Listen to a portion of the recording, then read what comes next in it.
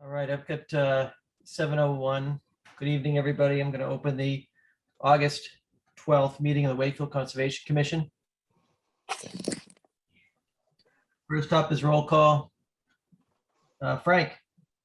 I'm here. Ken. Here. I know Jimmy will not make it. Peter. Here. Silvana.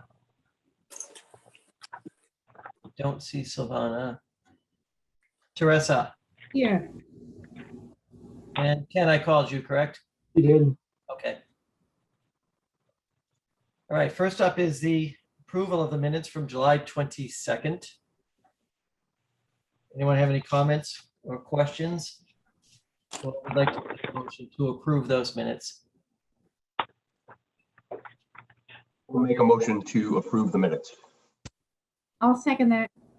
Okay. All in favor, Ken, Yes. Frank? Yes. Teresa? Yes. Peter? Yes. And I also approve those minutes. All right, next up is a continuation of a public hearing for DEP 313607. That is Lake Street Foundry Development LLC. And this was a notice of intent for the replacement of a drain pipe in Lake Street to handle stormwater from Foundry with an outfall into the Wakefield Brook, impacting 4 linear feet of inland bank and 48 square feet of land underwater. Is the applicant here?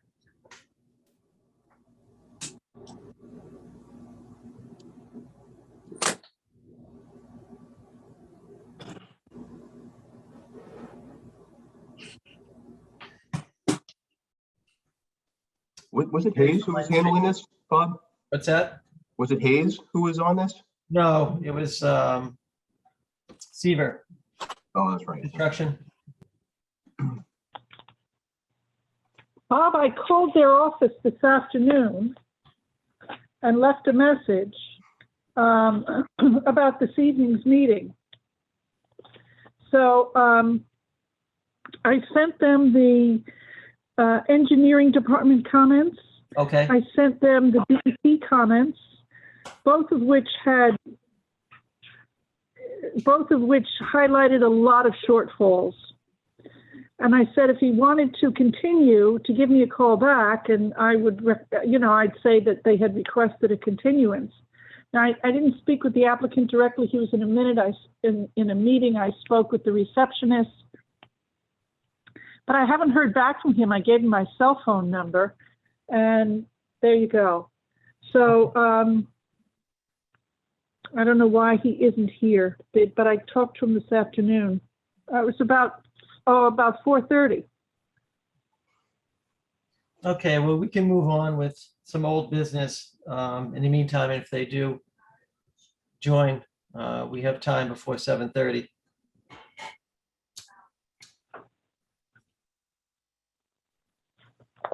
Elaine, is there any particular order of anything you'd like? No, they're not. Oh, well, let's see. Okay, two of the smallest ones are request for certificate of compliance, 30 Bellevue Avenue. Okay. And that was the project that was fine, except for that the property owner had put in too many pavers in the backyard. And so he was required to remove a lot of them. So I have an as-built plan from Hayes Engineering and a letter from John Ogren saying that the project now complies with the proposed plan. So it seems ready for a certificate of compliance. Did you have a chance to take a look at it? I was out there this afternoon. Okay. And all looked good? And a lot of the, yeah. He was supposed to do landscaping.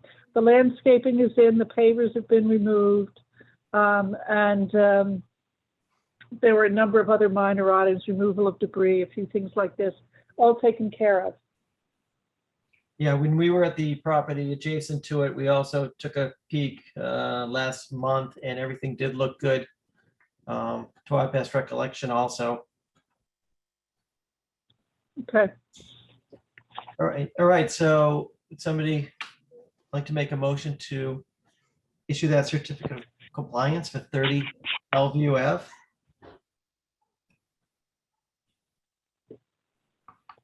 I move to issue that certificate of compliance. Is there a second? I will second that motion. Okay, Ken, Yes. Frank, Yes. Peter, Yes. Teresa. And I also vote yes to issue that certificate of compliance. Can you just announce the continuation of 237 water in case anyone's here for that? Yeah, sure. So DEP 313602, which happens to be 237 Water Street. It's a car wash, closed car wash. Notice of intent for the reconfiguration of pavement and addition of car vacuum stations and fencing within a buffered bank within the riverfront to the Mill River has been continued to September 9th per the applicant request. Thank you, Judy.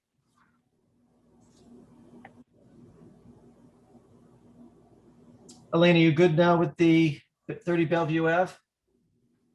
Yes, I am, and I'll be sending around, I will be doing the usual thing and sending around documents for everybody to sign and pass on. Very good. The other certificate is 67 Harrison Ave.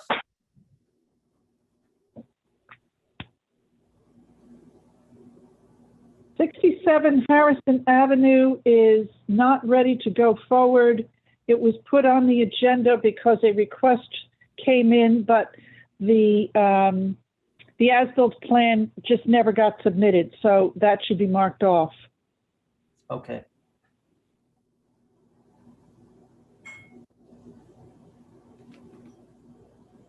And then I have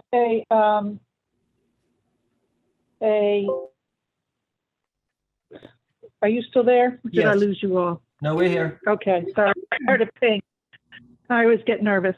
There is a request for a minor modification for 28 Bellevue Avenue. And the request is to decrease the size of impervious surface. Hold on, here we go. It says here, it's a letter from Hayes Engineering. Hey, The Elaine. approved house footprint, yes? Oh, it looks like John Ogren Yes. joined us. I'm not sure if John wants to speak to that personally. Yeah, hi, good evening. Yeah. Essentially, the owner of the property decided on a different house footprint than what was approved. The house footprint itself is actually smaller than what was approved. It also is not as deep a house from front to back, so that it actually pulls the house and if you remember, there was a deck off the back. It pulls that about 9 feet further away from the wetlands. It's a little bit longer, and that will definitely impact. If you recall, there was that maple tree that was out in the front. I know it was kind of touch and go whether we were going to be able to save it anyways, but with this new house footprint, that tree will have to be removed. So what's the reduction in square footage? It's 140 square feet. And that would be replaced with landscaped Yes. area? It will create a larger backyard area in the rear. Okay. And are you going to do any compensatory tree for the one you're removing? Well, we would have to do compensation for that anyways, because under the the tree policy. Right. So what are you proposing? We didn't add anything to the plan. The client had talked about, replacing it with another tree out in the front yard, possibly two. And there was also, was it 4 trees in the backyard? Or 4 shrubs, I think you're replacing? Yeah, we had proposed some crab apple trees, kind of in that 25-foot buffer area.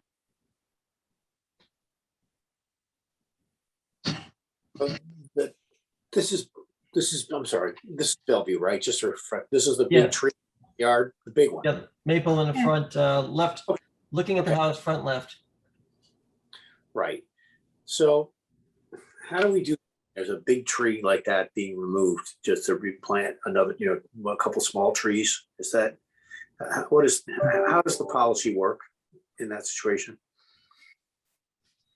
Just asking my colleagues. So I just want to understand the rules so we can try to apply it to facts here. I don't have the exact wording of the policy in front of me. Elaine, you probably know it. Off the Well, top of they your had, head. I can tell you that, that when they did when you did the review for the original order of conditions, you took into account the linear feet, and in exchange for that, the property owner has already planted 4 crab apples and a number of blueberries in the backyard. So Weren't if you there want other, to add to that, okay. and I will also tell you that backyard with those trees and those bushes, you can't. I don't think you can put anything else back there. It's already crowded, and you put any more back there, and they're going to crowd each other out. And John, how far is that existing tree from the edge of the BVW? I'd say it's about 90 feet. do you have a sketch of this? Yeah, sorry, I thought we were going to be on later, so. Hey, for the record, Jim Luciani has joined us also.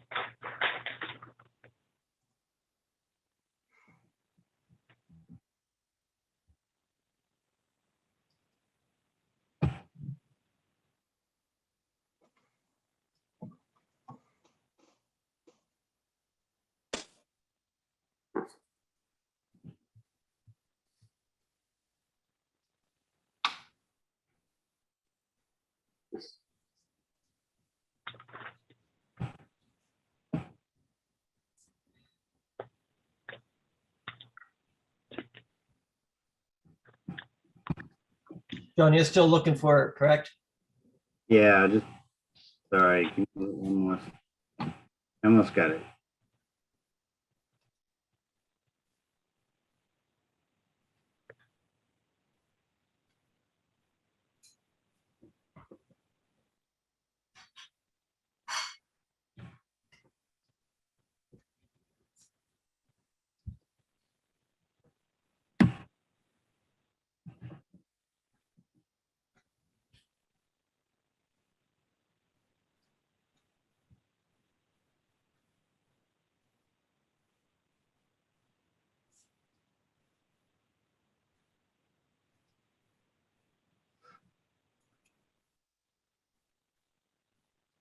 Can you see my screen? Yes.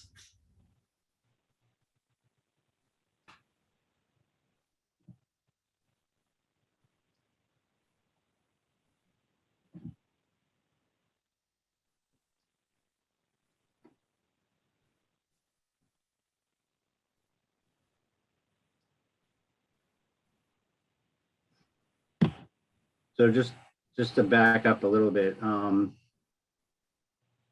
this blue outline was the house and the deck that was approved. The tan line underneath is where we're proposing is the proposed house. So you can see it's further away from the wetland. So this is where what was approved, and this is the rear of the house. But we're asking for the amendment. This is the tree that we're talking about here.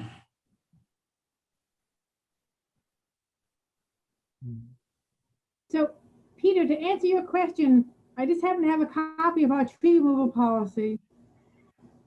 And it says, you know, the loss of live trees in a resource area shall be mitigated as follows. Any tree with a diameter of 6 feet or more, measured 4 feet off the ground, shall be replaced per linear foot. 6 inches or more, right? Yep, 6 inches, yes, I'm sorry. 6 feet is pretty big. That would be a redwood, right, I'm sorry. Like a redwood, yeah.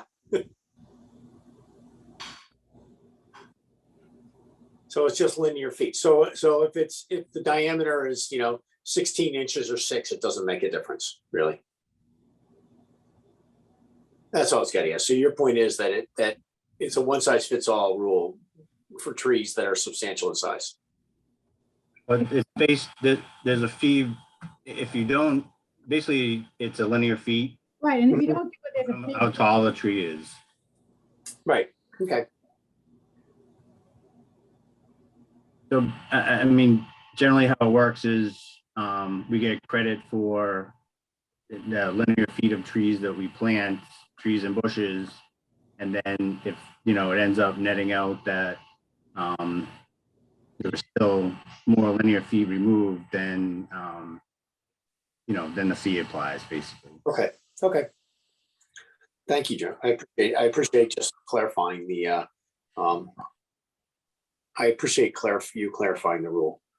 And it doesn't surprise me the tree's coming out anyway. So Well, that's in the event that, what it says is, in the event of planting of the full linear foot requirement is not practicable. So it's not an automatic one foot payment of the fee. You have to show us it's not practicable to replace it, John. Right. But I think the thought is, obviously a 24-inch tree, I don't know how tall it is, say it's 50 feet tall. It may not be practical on this lot to plant 50 feet, linear feet of new trees.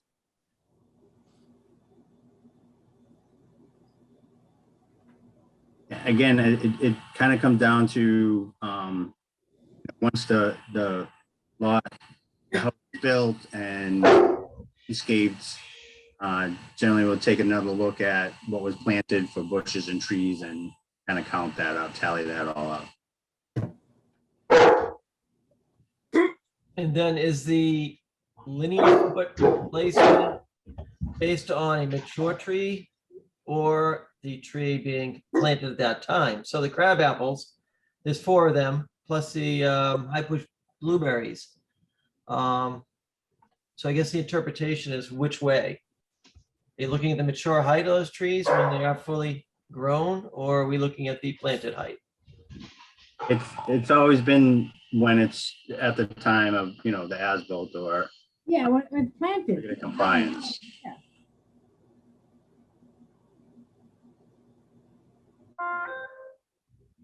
All right, so we know what the estimated sizes are of the trees to be planted, 4.5 to 5 feet tall. Those 4 crab apples, high bush blueberry, I'm not quite sure what the planted height there is. Those can get to 7, 8 feet in height, no problem. Not sure the initial height. And John mentioned planting potentially 2 other trees in the front somewhere. Yeah, my client had discussed planting, some other comparable deciduous type tree in that, kind of in that area where the maple is, but obviously further away from the house. Right.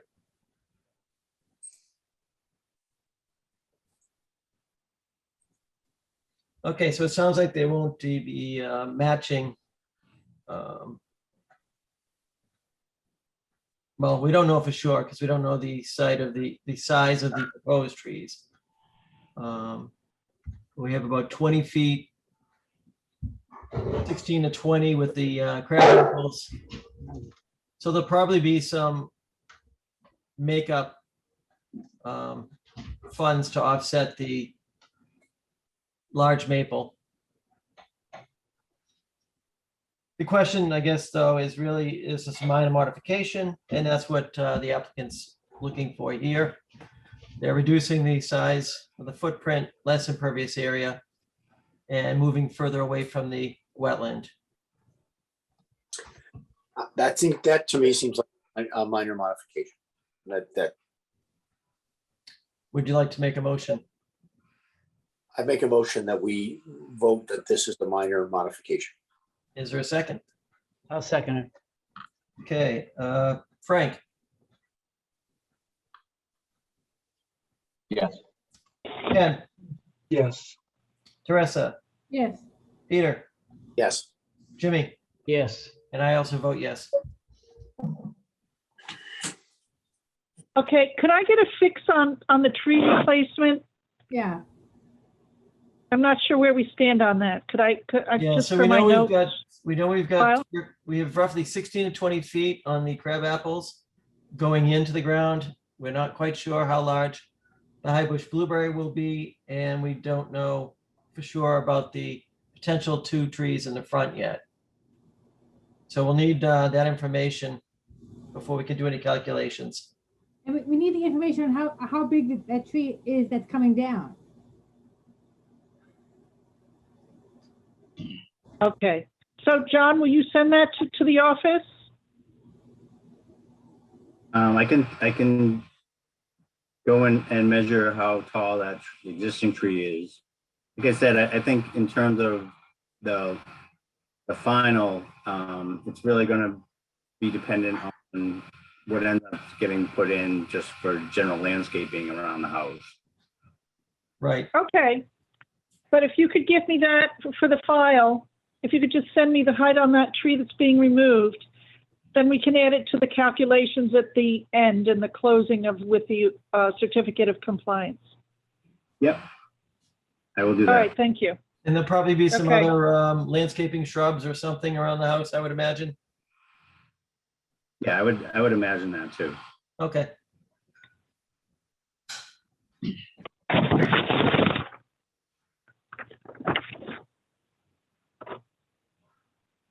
All right. So that's 28 Bellevue. We still have 5 minutes. Elaine, I see a request for an extension permit, DEP file 313567.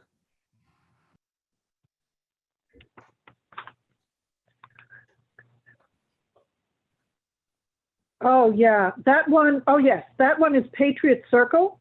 And I was talking with the applicant this afternoon, and he has requested a continuance until our next meeting in August, and if there is no meeting in August, to the first meeting in September.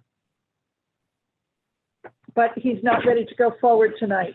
He's added some things on at the last minute, and I said, why don't you consolidate everything? So we're not doing it in bits and pieces. So he's going to add what he wants to do in addition to the request for the extension permit, and we'll do it all at once.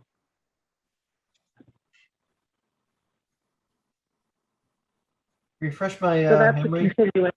Yeah, refresh my memory on Patriot Circle.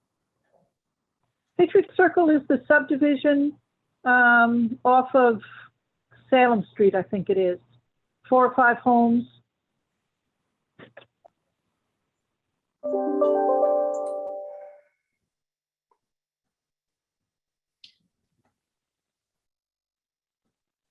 So he's looking to extend what exactly? Did we open a hearing and close it? He has an order of conditions. Oh, okay. All right. Yeah.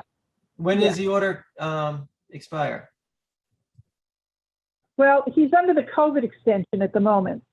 So he's good until, I think, 2022. Rebecca figured it out. But what he wanted to do was, when he called in for the extension permit, it seemed like a good idea to actually have a paper extension permit in the file, because as time goes on, people are going to forget about COVID. And so it seemed like a good idea to put the paper on it and have that in the file. How long of an extension is he So that's what this is requesting? about. How long is he requesting? Yes.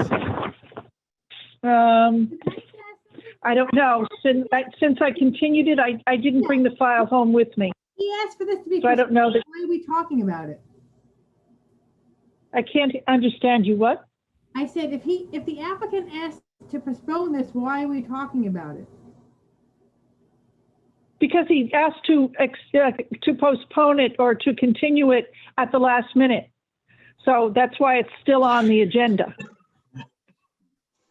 That's all. Elaine, what's this permit good till right now? When's it I think it's expire? good with the COVID until 2022. Oh, okay. So they have time. Yeah, he's in good shape. So there really is nothing for us to do at this point. No, just to continue the request. Okay.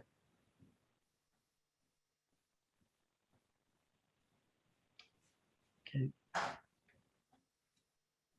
All right, I've got 7:29.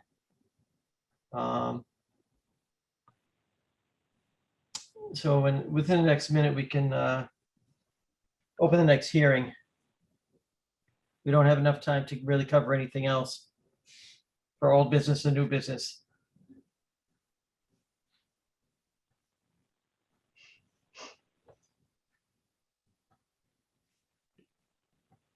Well, it's interesting that we're actually starting a hearing on time. That Patriot Circle is extended through 10/24/2022 under the COVID exemption. Okay. So the applicant has plenty of time to get back to us if they don't think they're going to meet that. Yeah, they don't have to Oh, actually yeah, and file for a formal extension. No. And he just wants the paperwork in the file. Okay.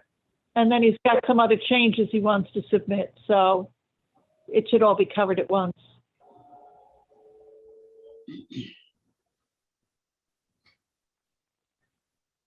All right, I do have 7:30 now.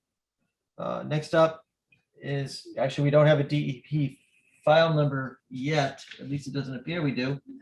It's 200 and 400 Corner Parkway.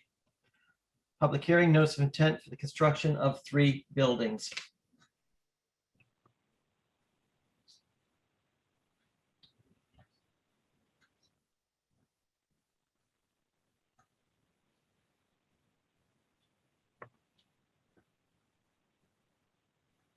Mr. Chairman, if I may, Hello, Brian. how are you? Good evening. I didn't know if you were ready for us to start. Sure, are you presenting to us? I'm gonna just kind of start out with a little introduction and then hand it over to the experts who know a lot more about this than I do as far as the conservation issues are concerned. For the record, Attorney Brian McGrail representing the applicant on this matter. With us tonight is Matt D'Amico from Cabot and Forbes representing the applicant directly.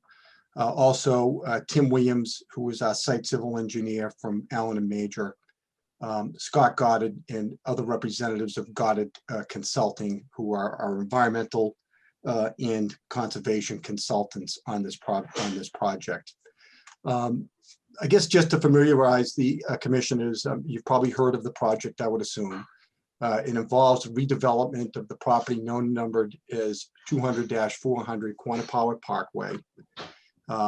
And it will result in a mixed-use multifamily project with a public, what we're calling a cafe with outdoor seating. The scope of that might be expanded, that cafe, because that's been a request of the Economic Development Director of the town, Erin Kakinda, that would like that cafe expanded perhaps to a full-blown restaurant. So that's kind of an ongoing issue.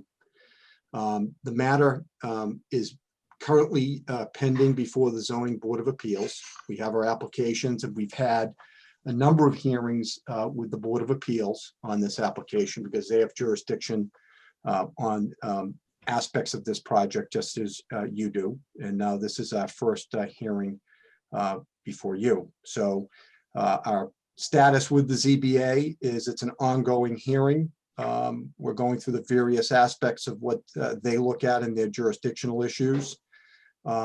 We do think that perhaps the plan may change as we go, as they usually do. And we like to keep both the Conservation Commission and the Board of Appeals in sync, if you will, as plans evolve and change. And that will be our goal through this process as well. I think it's important to note that my clients have had a working collaborative effort with the Friends of Lake Quannapowitt on the environmental design and many of the conservation aspects of this project, resulting in, I'm going to list some following items that are part of what is being proposed. And I think that some of these are highlights of the project, and a lot of these evolve from a long ongoing discussion, cooperative discussion with the Friends of Lake Quannapowitt and with their input. I see that some members of the Friends Board of Directors are here tonight, and I expect that you may hear from them as the evening proceeds. But what that has resulted in and what is being proposed that the project includes are the following. We're committed to create conservation areas in perpetuity, totaling approximately 12.68 acres of the site that will be protected.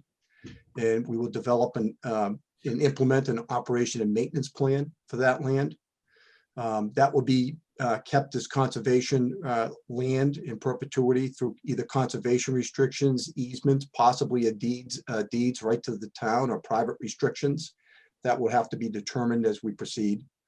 There was also, the project also results in a reduction of impervious area, that being asphalt and concrete, and the improvement of water quality by introducing stormwater management onto the site, which basically doesn't exist at this point.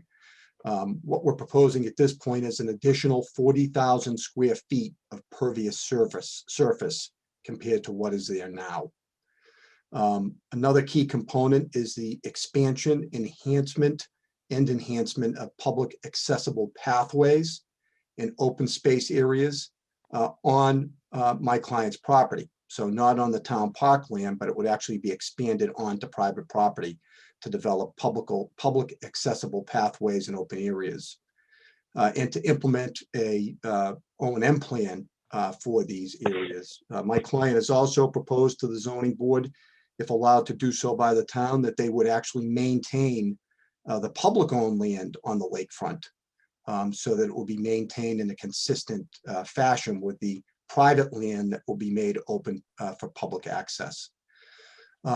These expansions and enhancements include a new 1,300-foot lake path with public seating that again would be on my client's property on private land with public access, and an expansion of parkland of 1.3 acres for public use on privately owned land. There'll be a significant improvement of water quality by introducing stormwater management to the site. Actually, we'll be treating 22,000 cubic feet of stormwater on site. There'll be increased infiltration, reduction in nutrient runoff, reduction in adverse impacts to the wetland resource areas, increase in water quality. Our landscape plan, which I'm sure we'll get into in future meetings with your commission, involves the construction and implementation of a significant number of rain gardens on the site. I think there's over 20 that are being proposed. We also have talked to the zoning board about a tree program. We actually took an inventory of all of the trees on site, and a number of them are in difficult condition. They're struggling to survive. So we're committed to a tree rehabilitation program for the trees that will remain. And in addition to that, this project will result in 191 new native trees being located on the property. And finally, two other things that kind of go outside the scope of our site. In a collaboration in discussions with the Friends of Lake Quannapowitt, my clients are committed to making a contribution of $1.3 million to the Main Street corridor reconstruction. And basically, if the commission is not familiar with that, that really deals with the water quality in Lake Quannapowitt with projects that the town is looking to do, in particularly along Main Street. The Main Street project is a top priority identified by the Friends of the Lake and the Wakefield Engineering Department. And my client is committed to making a $1.3 million contribution towards that Main Street corridor reconstruction program. That reconstruction program will result in infrastructure to treat over 68 acres of watershed supplied to Lake Quannapowitt, treat over 68% of the area annual nitrogen and phosphorus loads. And the work includes the elimination of 18 untreated stormwater outfalls, the installation of 11 bioretention areas, approximately 1,800 feet of new infiltration trenches, 930 feet of new porous paver sidewalk, and 10 new tree box filters. There was an in-depth presentation made on this by Scott Goddard, followed up by a presentation by the town engineer on what a significant impact this contribution will have on the water quality in Lake Quannapowitt in the long term. What we've also talked to the board about, and we're excited to talk to your commission about, is a proposed invasive species management program along the shore of Lake Quannapowitt. I think the commission is aware that there's a lot of invasive species that have started to develop on the shore. And we're offering our resources to help develop a plan to get rid of and remove the undesirable invasive species, and to encourage native species to reestablish, that being either on its own or by us providing plantings that could help do that. My client has a vested interest in Lake Quannapowitt because they're one of the largest property owners abutting the lake. And they're very interested, as you can see, with participating in the maintenance of the lake and the enhancement of the lake and the water quality over the years. So that I guess gives you kind of a little bit of a background on where we are with the zoning board, some of the commitments that my client has made to the Friends of the Lake is moving forward. And I think probably at this point it's proper to hand it over to Tim and Scott so they can kind of talk about some more details on the site that the commission, I'm sure, is interested in. Thanks, Tim, are you Brian. there? Yep. Can you guys hear me? Yes. And I'm assuming you guys can see the screen as well. Yes. Great. I appreciate your time. For the record, Tim Williams with Allen & Major Associates. And I'm going to start off with the existing conditions. Now, if you guys, I'm sure you guys are aware, back in 2019, in June of 2019, we actually received an order of conditions on this site for the removal of the outdoor generators. And based on that, we essentially locked in our wetland resource area. So the site itself encompasses about almost 24 acres of land. It's zoned in the limited business district.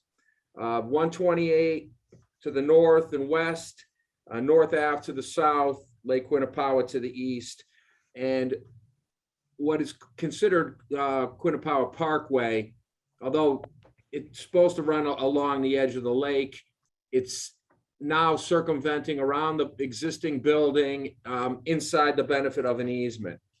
So The existing site itself is encumbered by a number of easements as well as a number of wetland resource areas, and again, kind of locked in from the 2019 order of conditions.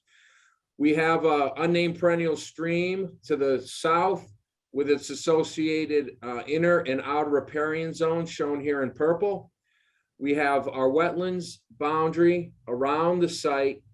Now, this doesn't necessarily constitute the whole site. There's another portion of the site that's off to the north more, and I'll show you that in a little while, but it's undevelopable right now. So I'm going to focus in on what we're calling the site proper.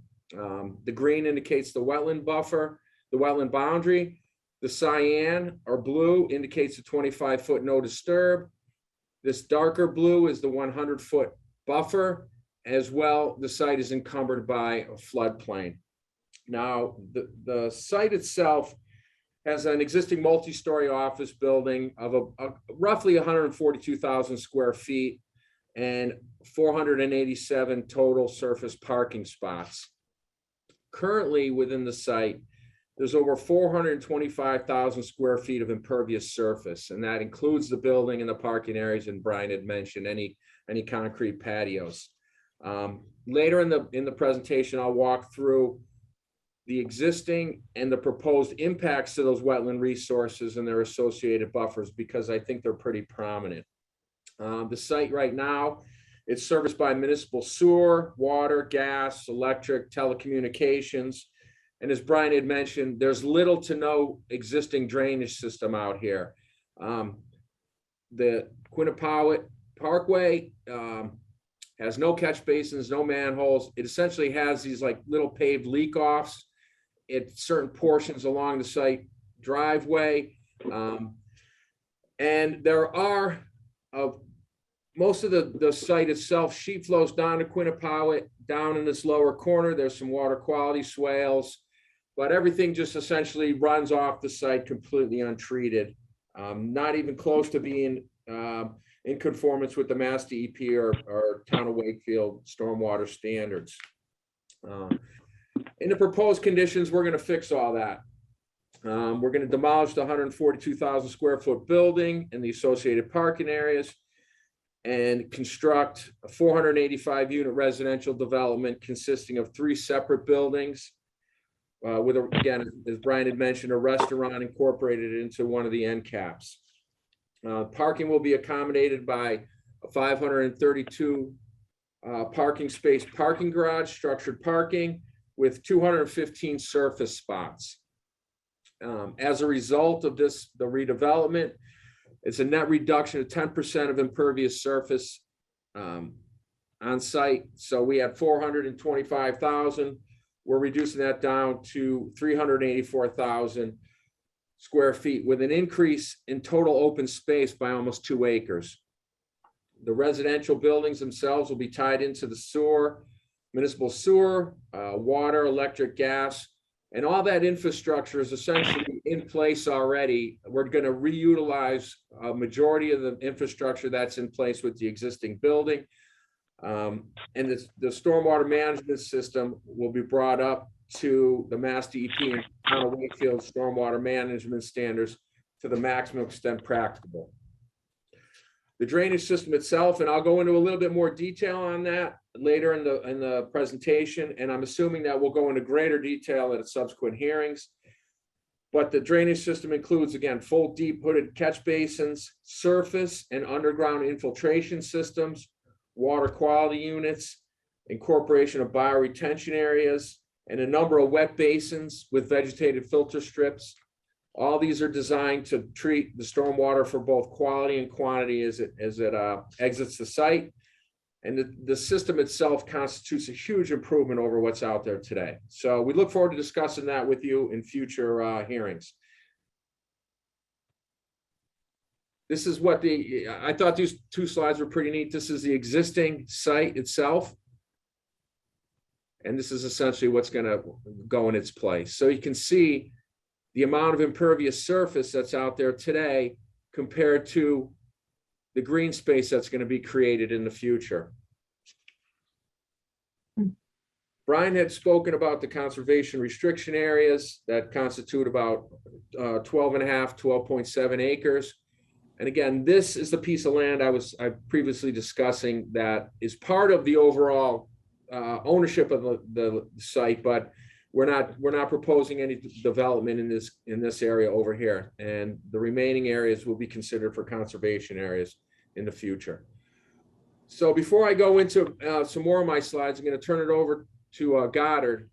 Oh, before I do that, we threw this slide in, which is essentially, Brian had mentioned the existing bike trail and the proposed pedestrian walkway and the open space that'll be created between those two, and it'll all become private space. So this is looking from, if you're heading north from Northern Ave down Quinnipiac Parkway, right before you take that left that circumvents the building, this will be that giant open space, public space that'll be created. So we thought this was a pretty good image to present just some of the greenery that's going to be incorporated into this overall development.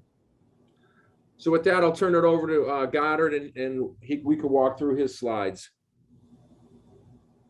Hi there, my name is Mitch Maslenka. I'm speaking on behalf of Scott Goddard tonight. I'm a wetland scientist. I work with Scott and have been quite involved with the project as well. I also wrote the narrative for the notice of intent. So I'm quite familiar with the performance standards that the site has met to comply with the Wetlands Protection Act during the review process here. So my first slide, I want to go over just the scope of the impervious areas throughout the site. So this shows quite the expansive parking lots that surround the existing building.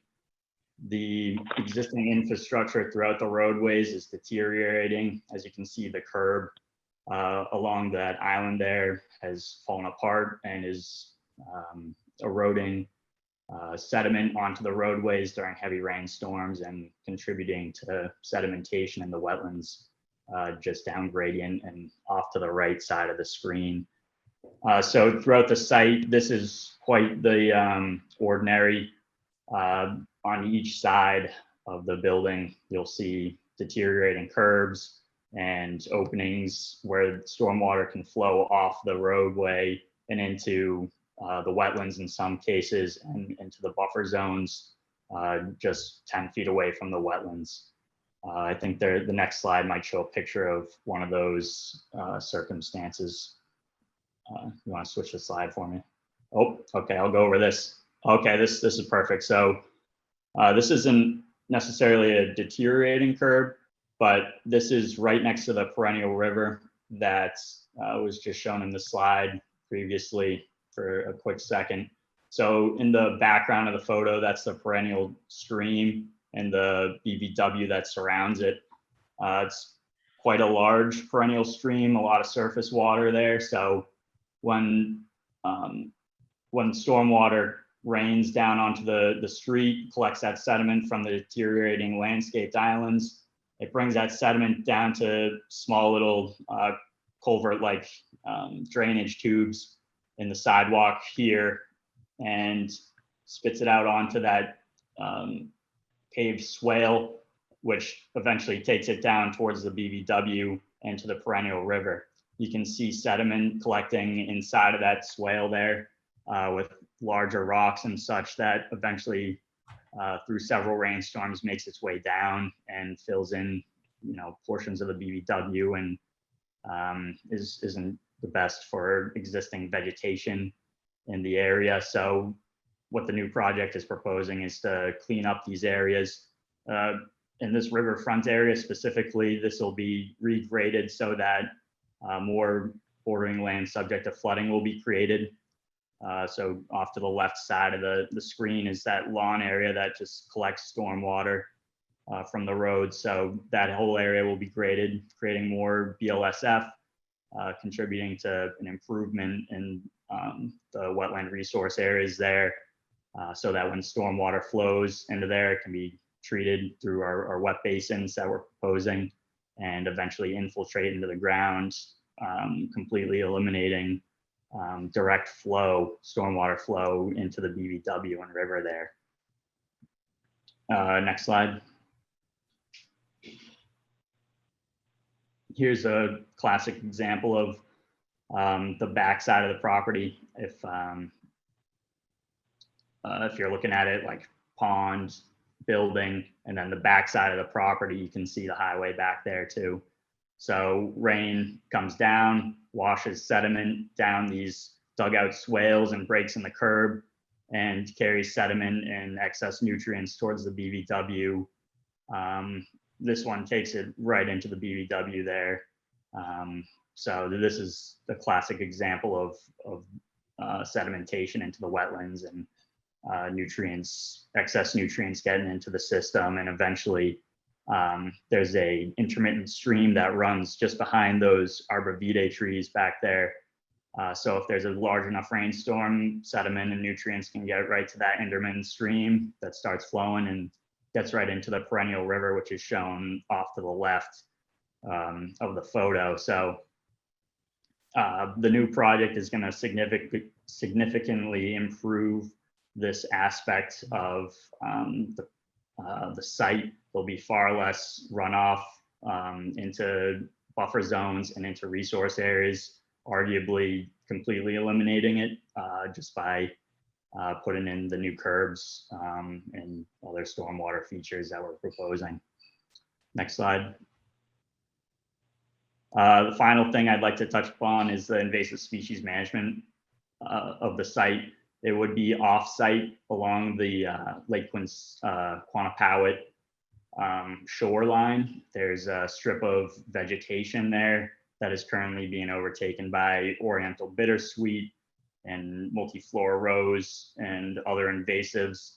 So part of the project we are going to propose is to remove those invasive species, invite habitat for native species to regrow in that area. So we haven't prepared the official plan yet. We're going to see what the Conservation Commission's viewpoint on that was, to see if we would be willing to go onto the town's land and make the plan to remove those invasive species. So I believe that concludes my portion of the presentation here. Oh, there's one more, I guess. So that was a slide of the riverfront area, just showing okay, so yeah, this is good. So there's our existing riverfront area. You can see that gray stuff, that's the existing impervious area. So quite an extensive amount in the 200-foot riverfront area. And also in the 100-foot riverfront area, you have Quannapowitt Parkway, a walking bridge over the stream. So those aspects won't necessarily change within the 100. But if you look at that extra little bump out, we'll go back just for 1 second. There's a little bump out right there, yeah. So that is the existing swale that is taking all that sediment basically right to the BVW's edge and towards the perennial river. So that's going to be taken out and replaced by wet basins. So next slide. So that blue area is where the wet basins are going to be treating the stormwater effectively, so that no sediment or anything is getting to the BVW and river there. So it's going to be infiltrating it effectively, completely replacing the ineffective swale. So also to note, in the 200-foot riverfront area there, a lot more landscaped islands are going to be put in, reducing the impervious surface. So it's an all-around home run for the riverfront area. That concludes my portion of the presentation. So if you guys have any questions later in the discussion, feel free to ask me if you have any directly for me as far as wetlands go. So I'll turn it back over to Tim, I believe. Thanks, Mitch. Appreciate it.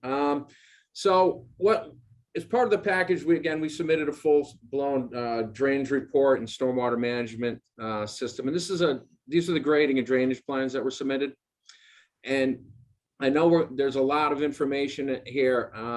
I'm assuming that we're going to have a subsequent meeting, and Nick Delacava from my office, who worked closely with the design team and put the drainage system together in conjunction with the landscape architect and the architect and Goddard's office. I can touch on some of the highlights of it.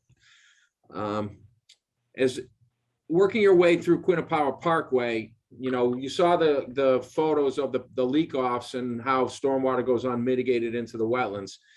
What we're proposing is to essentially maintain that same leak off scenario, because the groundwater's high out here.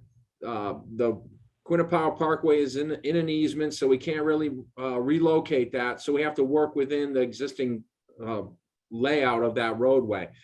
So stormwater will leak off the paved surfaces through a grass filter strip into a wet basin. So this is wet basin number 1.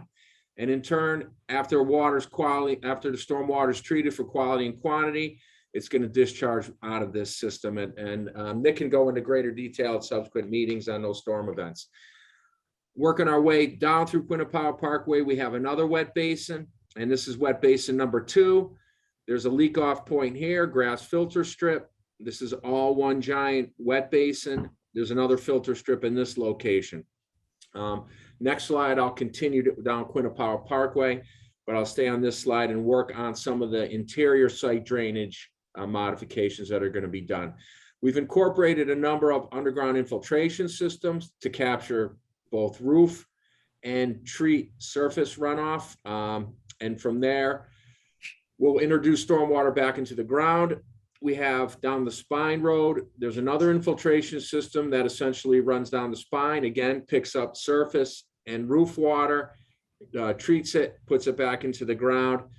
And in the area out in front, where the pedestrian path will be and the common space will be, there's going to be surface wet infiltration basins. And the exact terminology that we've been using is infiltration basins. So we have this one giant infiltration basin that's kind of daisy chained all together.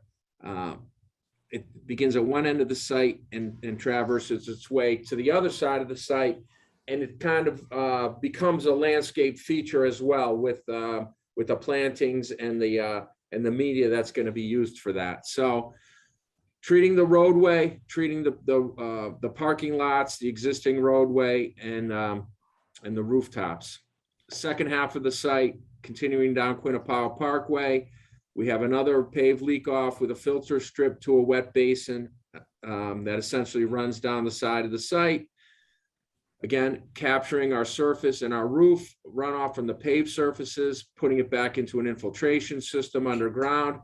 And again, the extension of those infiltration basins along the front of the site. This is all designed to treat for both quality and quantity. We'll go into further detail that in subsequent hearings, but it's a pretty complicated system. Again, working in conjunctions with the architect and the landscape architect, I think we've come up with a pretty good solution to manage the stormwater on this site, considering that there's nothing out there today. I want to touch on some of the impact summaries because this is really the highlight of the redevelopment of this site.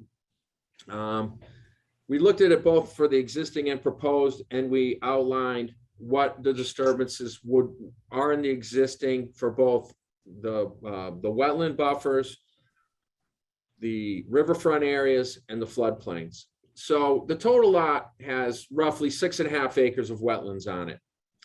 Of that, within the 25-foot no disturb buffer, there's about 13,000 square feet of disturbed area.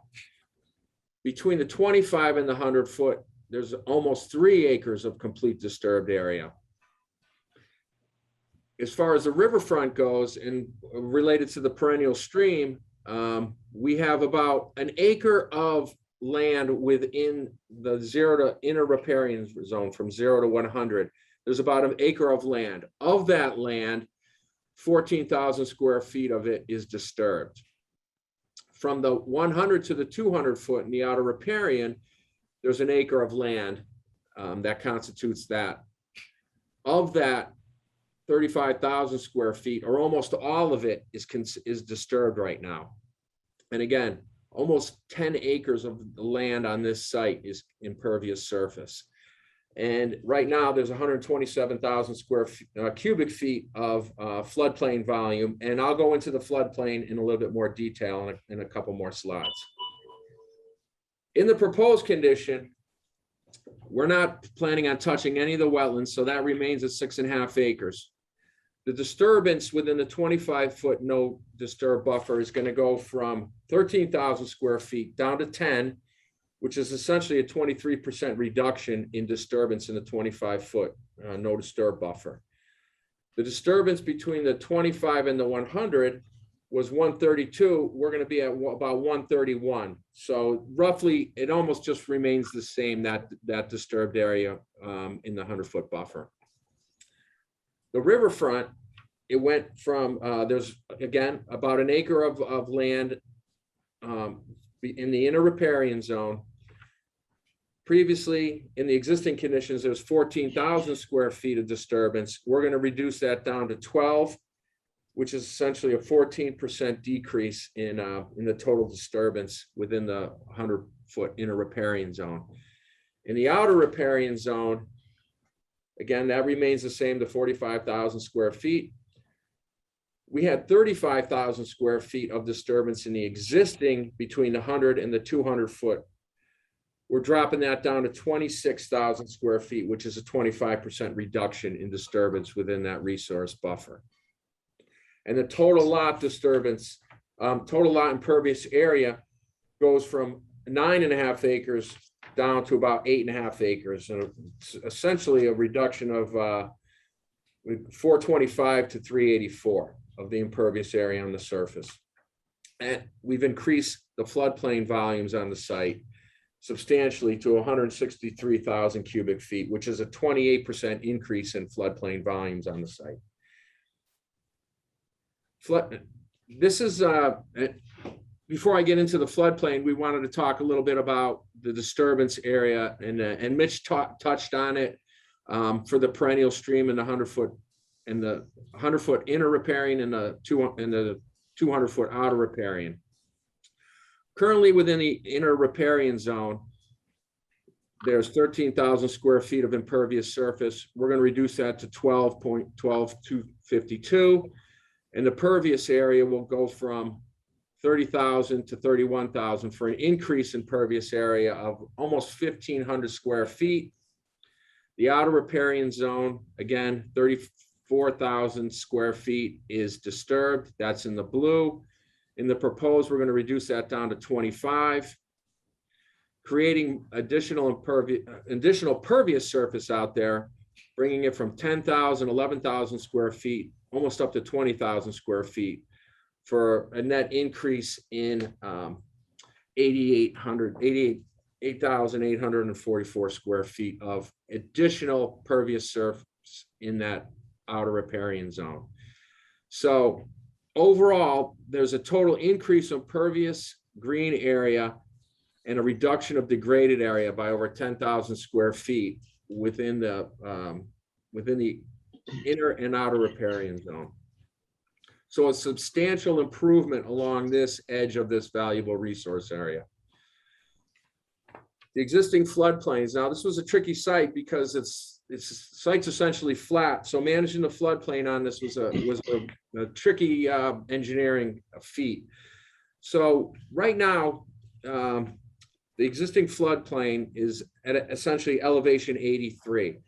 So we looked at the grading from 80 up to 83 and in the existing floodplain, and 80 is right along the perennial stream.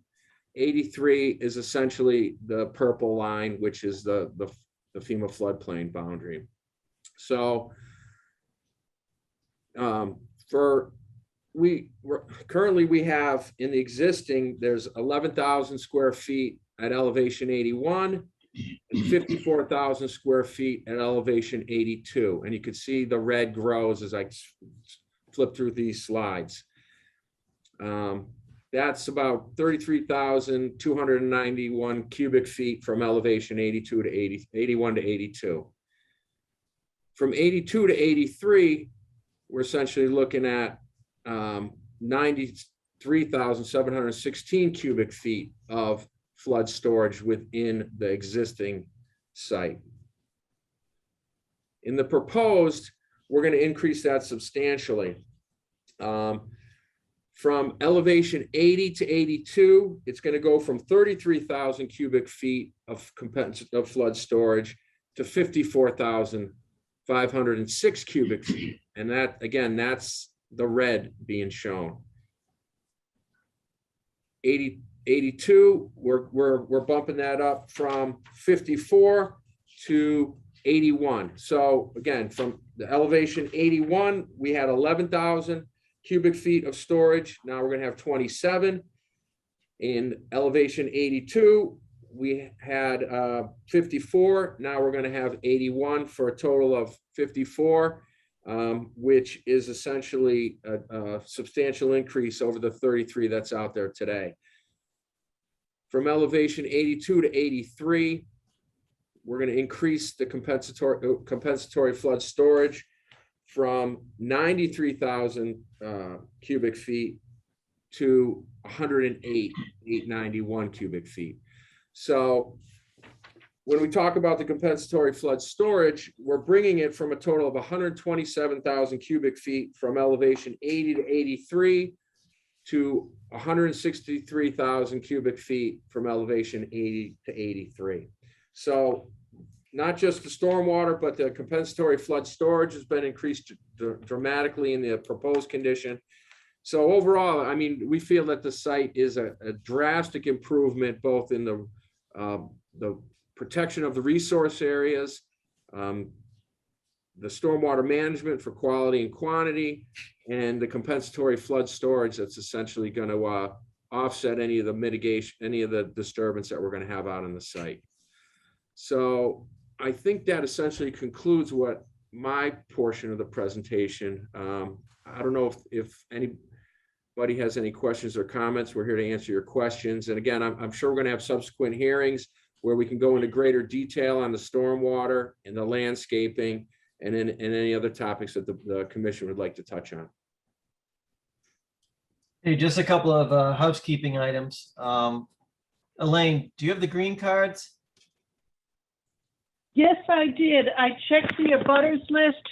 It was accurate, and I have all of either the green cards or the mailed receipts. It's all done, and it's all accurate. Okay, great. And the other item is Commissioner Ken Melipides has recused himself from this hearing, for the record.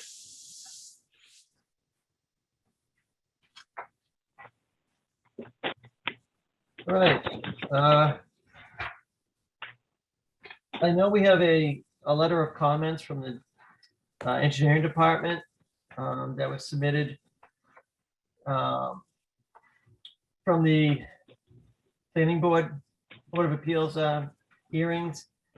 Have you addressed all the comments that the engineering department had proposed? Yeah, I believe we have. We submitted the plans to the Board of Appeals back at the end of March, and we did receive a comment letter, and we spoke with the engineering department. That's why we subsequently resubmitted the plans to the Conservation Commission on August 3rd. So I believe those comments were addressed. So we should be in a good place with the engineering department.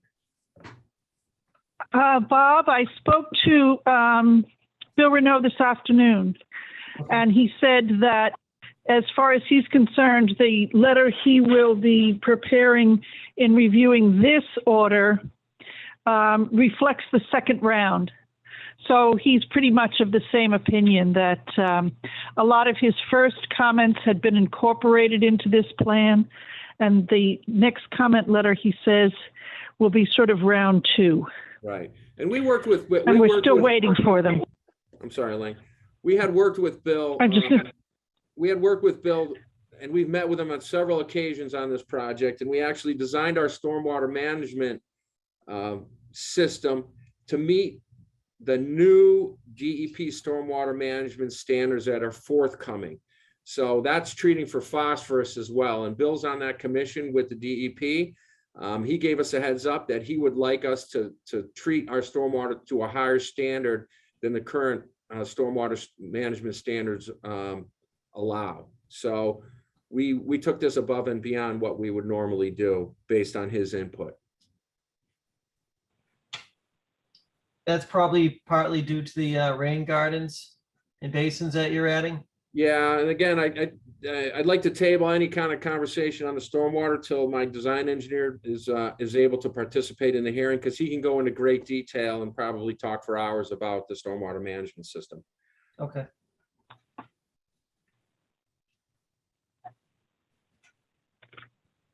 Can we get some paper copies of these plans? Yeah, absolutely. I have paper copies. You know, Jim, I have some paper copies at the office if you want me to drop them off tomorrow. Right. But you know, does everybody want a paper copy? Yeah, please. I do, and All right. I could pick them up from Jimmy's house, but I definitely want a paper copy. Okay, so if you can bring in a lot of paper copies, I can get them, probably run around to everybody next week and just drive around and drop them off at people's houses. Okay, that's not a problem. Well, Elaine, you have the That'd be- application. You have the application too? You have all the other paperwork to go with it? Yeah, we have the Do I? we have the NOI Yeah, electronically. I have plans. I was wondering, because I wanted that too, if I could get it. So could I get 7 new sets of plans? sure. And Jimmy, Okay, thank you. And then I'll drop them off at everybody's house. The record, Elaine, I don't need a paper copy. I don't know if that reduces the number. I should be good. All right, 6. well, you don't need it for Ken either, because he recused himself. 5.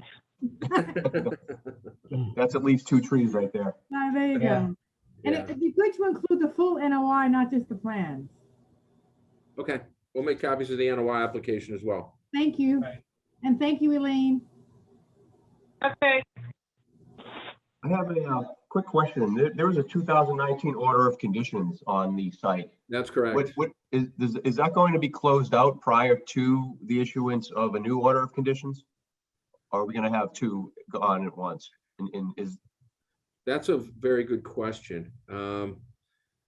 I don't have that answer. You know, I would assume that they'd like to keep that open in case they're able to go back, and I can't, we'll have to touch base and get you an answer on that. okay? Elaine, what's your opinion on that? Can you issue an order of conditions with on a property that already has one open? Well, I have a question. The original order of conditions was for the removal of Generators? some Yeah. structure Yeah, generators. Yeah. that's right. Okay. So now those generators are still standing, and they're going to be removed as part of this work. Oh, Actually, they're the gone. generators are gone. The fence is They're still gone. there. So the area the generators were in is still there. They haven't. We had a number of improvements that we were doing out there, including fixing the paved leak offs that are out there with Quinnipiac Parkway. We were doing some minor stormwater management improvements. We were expanding the parking lot to take over where the generators are now, essentially returning it back to its pre 2010 condition, we'll call it. We had a plan we presented then, what the site looked like back in 2010. So that's why I don't know what the landowner wants to do with their open order of conditions. They may want to reserve their So it right sounds- to do that work. So is there anything left to do under that existing order? I don't think they've done any of the work outside of remove the generators. Oh, okay. I'm not sure. I think there's a policy on it. Let me look it up and see what I can find. See if we can work our way through this. It just seems to me that would you be finishing up that work before you start work under this order? I'm not sure. I'd have to get you an answer on that. I don't think the intent is to do the work that was proposed under the old order of conditions and to replace it with this work. All right, so we both have to go through our files and see what's what. I think there is a policy on multiple orders. Let me look it up, and I guess we can go through and that'd be sort of the policy part of it, and then we can look through the files and see what the practical part of it is. So maybe we should talk before the next meeting. Okay, we'll do some homework on that. Okay. I have another quick question. What's the current groundwater elevation out there? Just, I just want to put it in perspective with, with all of the work that's being done. Yeah, I think the groundwater is only 2 or 3 feet deep out there. So we will be raising the site to accommodate our infiltration systems and get the separation that's required. But we can go into more detail on that when we dive into the stormwater management system. Okay. I know it's shallow groundwater. That's why there's really no catch basins or manholes out there today, and Quinnipiac just leaks off the side, as you saw in the photo evidence. There's very little relief. Yeah, over in that front area, I'd say to the east of the site where the entrance to the current parking lot is, I frequently see standing water in there, and your plans have that at about 82 to 83 feet. Yeah, and I know it ponds up in this area as well. Oh, definitely there, yeah. Yeah, definitely there. So again, it's and a lot of it has to do with the fact that the way that the stormwater wants to run off these sites is somewhat obstructed by it's just not able to get back to where it wants to go. Yeah, I'm talking about sort of go south a little bit, the southeast corner, just south of where those those drainage swales are on the other side. Yeah. Yep. Right in that area. Frequently standing water there. Yep. No, yeah, we're well aware of it. That's contributing to the condition of Quinnipiac Parkway as well, when you're getting the standing water on there all the time. Right. And just one more, again, a 30,000 foot question. You said there's a significant increase in flood storage. What's the primary reason for that? Is it because of the area of the buildings? Well, we were just able to, every time you fill a cubic foot of floodplain, you have to make it up. It's just a direct result of the way we were able to grade the site out. And, as opposed to matching 1-to-1, we were able to accommodate some additional compensatory flood storage out there. Are you pulling soil out? Is that what's happening, or are you decreasing the volume of buildings? What's the primary contributor to the difference? It's Raising just the site. I'm sorry. Are you raising the site, aren't you? Is that what We're you're- raising the site in some areas, and in other areas we're lowering the elevation from 83 down to 80, 81 to make up that compensatory flood storage. Okay.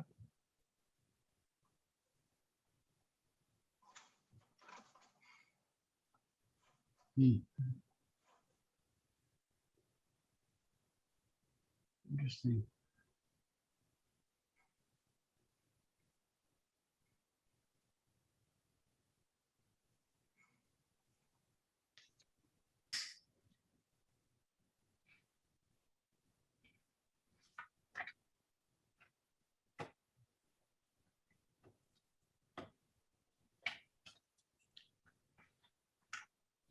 Can I ask a question? I know we'll get into this further, and hopefully you can hear me and understand me when we get into the stormwater in general, but the basins you've done and all your stormwater management, it's done so in a way to avoid any direct discharge into the lake. That's correct. Okay, just want to confirm that. Thank you. We've kind of done a treatment train. So where there are surface catch basins, those will be tied in infiltration systems, overflowing back to infiltration ponds. It's all daisy chained together. Treatment train.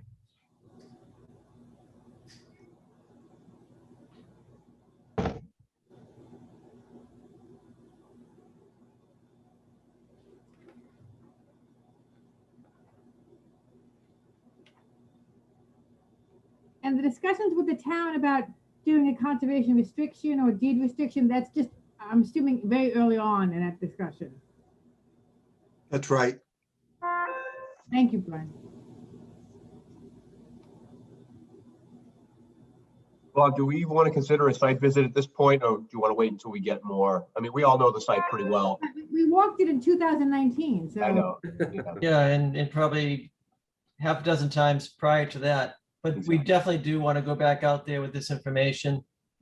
Of course, we don't have a file number right now anyways. Right. We don't have DEP comments.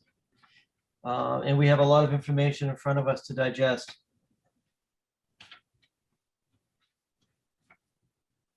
Some of us go there all the time now. A couple times a week.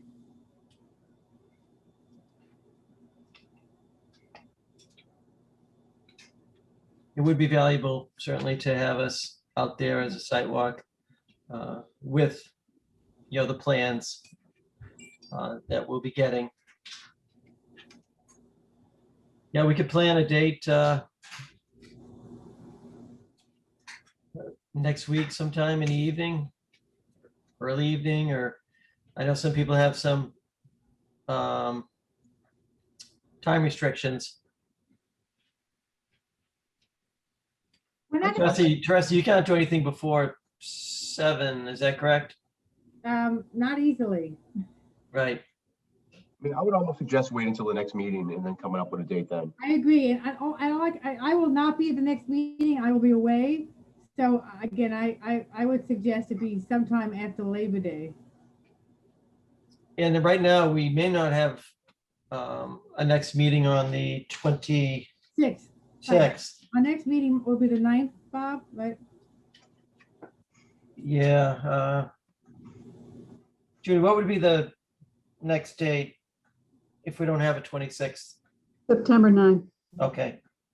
I mean, right now, we know we have 3 commissioners on vacation for sure. And then, does that include, Ken is included in that, right? Frank, you're not available, correct? That's correct. I just confirmed. Yeah, I can't- Sylvana's not available. Teresa, you're not available. So, right, yeah, we won't have a quorum. We won't, because Ken is right, recused himself. We won't. Yeah. Yep, so we would have to be September 9th. I agree with Frank that we should set a date for a site visit at our next meeting. Yeah, we'll have the information by then. We can have a chance to review it. And go out to the site visit with some, questions ready and things to look at. All right, are there any further questions or anything anybody would like to bring up tonight regarding this? Yeah, Bob, we talked about hiring a consultant to peer review some of the stormwater features in particular. Right. Do you want to table that until the next meeting, or do you want to start engaging folks to, to potentially give us quotes to do that? Yeah, I think we definitely want to engage a reviewer. What's everybody's feelings on tabling that for now or not? Because we could always get somebody, Elaine or Rebecca starting on that process.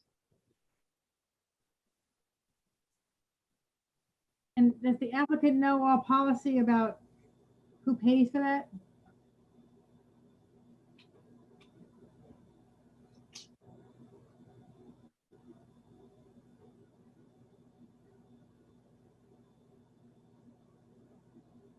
Brian, Is that a question?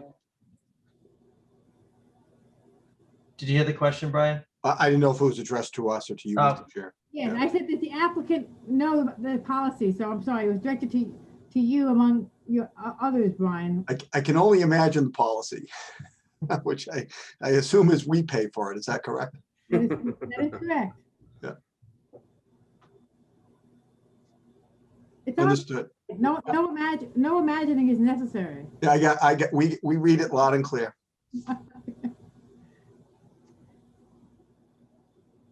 So we could get Rebecca and So- Elaine to start that process.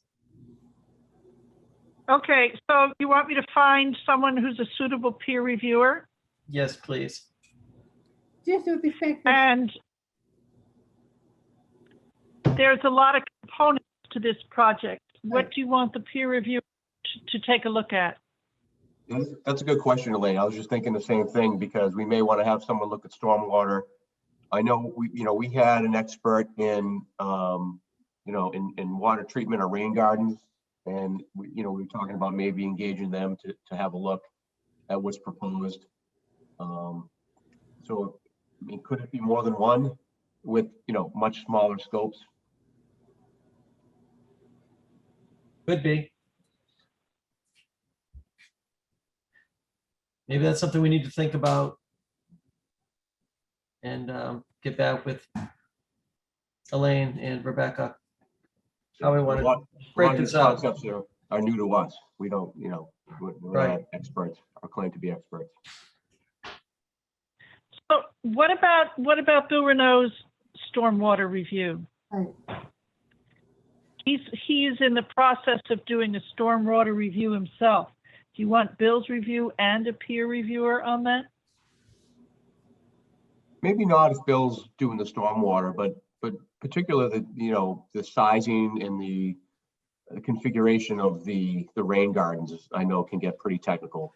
And if he's, if he can review that, that's fine.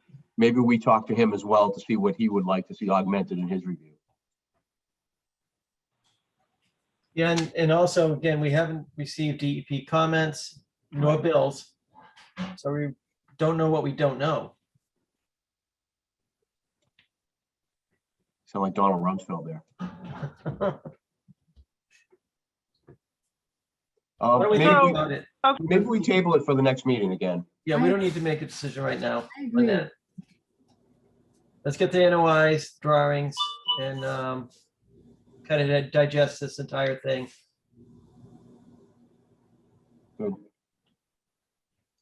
If we look at the thing for a while, we might come up with a, better idea of what we need help with. Right. I agree. And I would think we. Never mind. Hey, can I ask a question just about it's Peter, about the any relevance of what we've been hearing about the potential classification of the lake as a Class A waterway in this project? Yeah, it would not impact this project at this time. I reached out to Rebecca a couple days ago regarding that. Okay.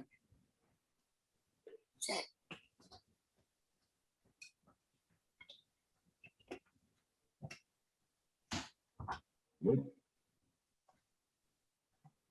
All right, anything else?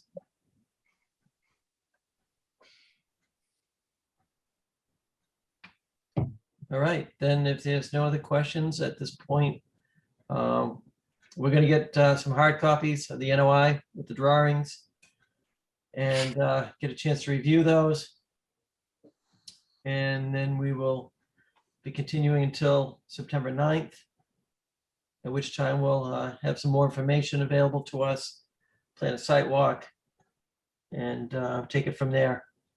And should have a DEP file number by then, and hopefully DEP comments.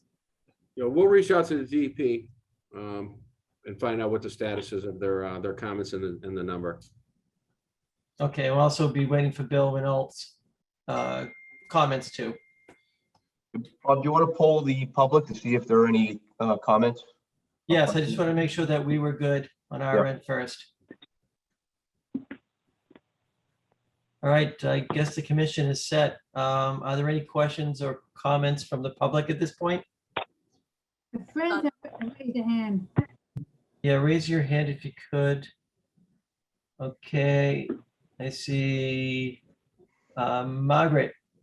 Hi, can you hear me? Yes. Hi, my name is Margaret Copey. I'm the president of Friends of Lake Quannapowitt. I would like to just speak on behalf of FOLQ in support of the proposed development by Cabot, and Forbes of the property at 200-400 Quannapowitt Parkway. The FOLQ board voted on May 24th, 2021 to take this position based on the following commitments negotiated with CCNF. One, CCNF will fund $1.3 million for the Clean Lake Committee's Main Street project. Two, CCNF commits to establish a stormwater management plan to limit eutrophic impacts on Lake Quannapowitt. This plan will contain an operation and maintenance plan to be approved in connection with the Conservation Commission's order of conditions for the project. Three, CCNF will design, construct, and maintain a public lake path and associated landscape improvements on the project's property. The lake path will be designed for pedestrian uses and will contain robust landscaping. It will be the obligation of CCNF or its successors to maintain the lake path improvements. And four, approximately 12 acres will be permanently protected from future development in various ways, which may include by conservation restriction or easement, fee simple conveyance to the town of Wakefield, or other preservation method. Thank you for this opportunity on behalf of FOLQ to address the Conservation Commission. And would you like for me to send these comments to you in writing? Thank you. Yes, please. Yes, Margaret, please do. Yes, Okay, I will email them. Thank you. Thank you. Are there any other questions or comments from the public? Can I ask, can we get a copy of the deck they just presented? We do have that electronically already, right? Of the deck, we have the following. I don't think we have the PowerPoint presentation. He just. Oh, yeah, we can get that. Yeah, we can provide that. We can provide, yes. Okay, we do have the ZBA PowerPoint. Right, it's not the same. Yeah, It's different. right, right. I'm looking through my email now. Tim, can you email, well, I have the link, right, Tim? Is that the one? Yes, you do. Well, can you email that to Elaine? Sure. Great, Thank you. thank you. It's a large file, so I'll keep it up on my FTP site.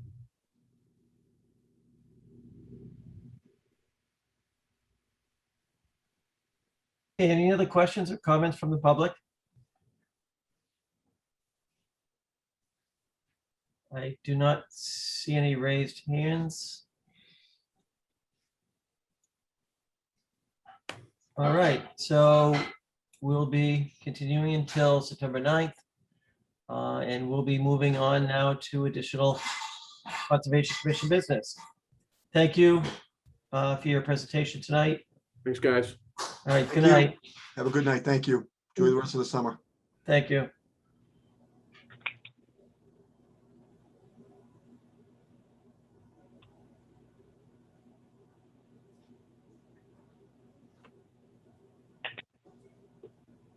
All right, Elaine,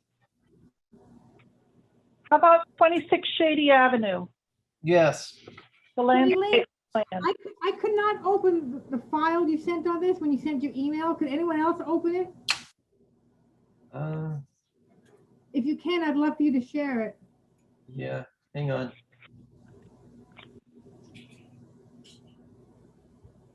Was it Elaine or Rebecca who sent that? Elaine sent it. It would have been me, yeah. I checked my emails before. Herbicides, pesticides, Quannapowitt Parkway. I don't see the attachment for that one. I only have two attachments, and it's the PDF. DEP comments, and then I see an herbicide pesticide. Is it PDF that was attached? Yeah, it's a zero, it says 0 kilobyte document, so it won't open on PDF. Yeah, we can't open it. So we don't know what you sent. You Elaine. can't open any, so that would have been sent. I drew up the plan. I scanned it, and then I sent it back to myself and then forwarded it to you. So are you telling me you can't open, none of you can open anything that I have scanned? No. And then Only that forward one. it as email? Elaine, I'm just talking about this one. So you don't have any problem with the other ones, just this one? Correct. Oh, okay. I have no idea why that would have happened. Well, all right. So let me at least describe to you what the plan is. So the plan that I did incorporates 5 red maple trees planted along the stream 20 feet off center so that they will not be overcrowded when they fully grow. He has 10 small catalpas that are already about 2 feet high. So as you start moving up the hill, those 8 catalpas would be interspersed with willows, 25 willows, and 5 blueberry bushes. The 25 or so willows would be the willow stakes. And when I was out there last week, I can tell you that that whole backyard is already got hundreds, literally hundreds Wow. of red maples growing back in again. Wow. So, yeah, they fell off the existing red maples. I mean, it is a red maple swamp he borders on, and they've all just fallen on open ground and they're taking off. So, 5 high-bush blueberries, 25 willow streaks, 8 catalpas already on site at 2 feet, and the 5 red maple trees would be a minimum of 6 to 7 feet high, planted 20 feet off center. So the landscaping, and this is the letter. I don't know if you were able to open the letter, but the letter describes this.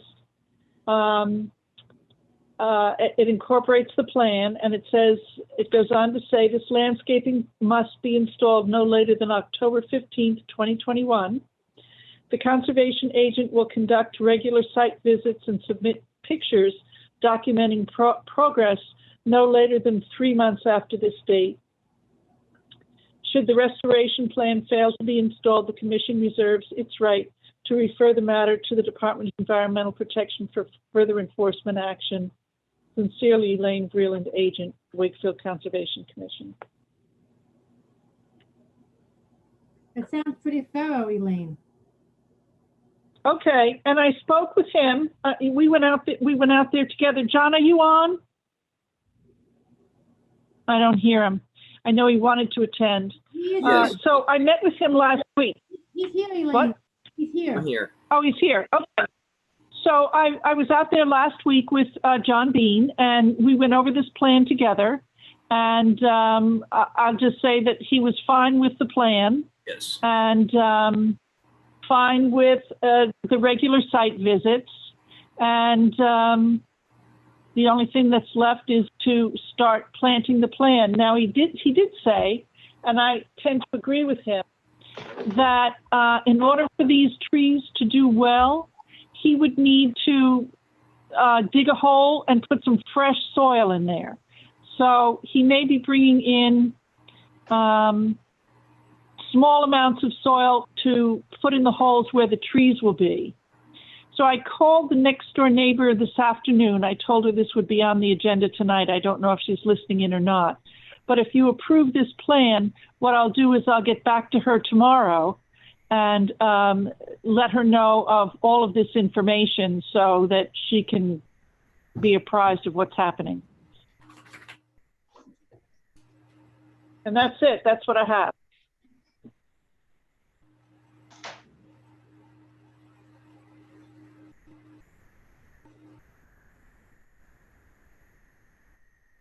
Any questions? Elaine, do you anticipate excess soil from the plantings? I mean, obviously the root balls are going to displace some soil. What's his instructions for that soil? Oh, good question. To tell you the truth, I hadn't really thought about that. You would certainly want to get rid of it up gradient or take it off. So John, I don't think there's going to be that much of it. how do you feel about taking it off site? Or spreading it up gradient over, up by the driveway at the top of the hill? Yeah, that would be the easiest option. To spread it at the top of the hill? Yes. There should be a location Okay. up there to do so. I was gonna have a landscaper put in the trees.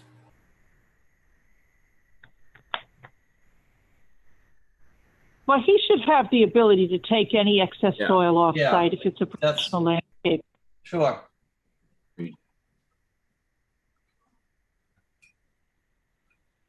You want to add that to the letter? Just say take it off site or spread it up gradient.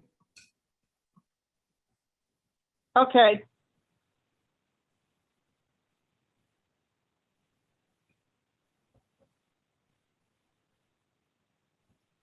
I'll add that to the letter. And John, I'll try and mail it out tomorrow. Okay.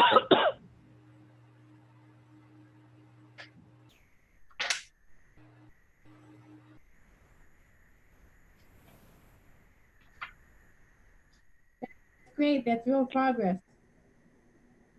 Okay, good. So John, when you finish the planting, why don't you just give me a call and I'll start taking the photos and start establishing that record, and that'll be good until next spring, and then we'll see how everything survived over the winter. No problem. Sounds good. And what, the trees are gonna be planted soon? I'm sorry. When will those trees be planted? No later than October 15th. Oh, sorry, you said that, Elena. I'm sorry, thank you. Sorry.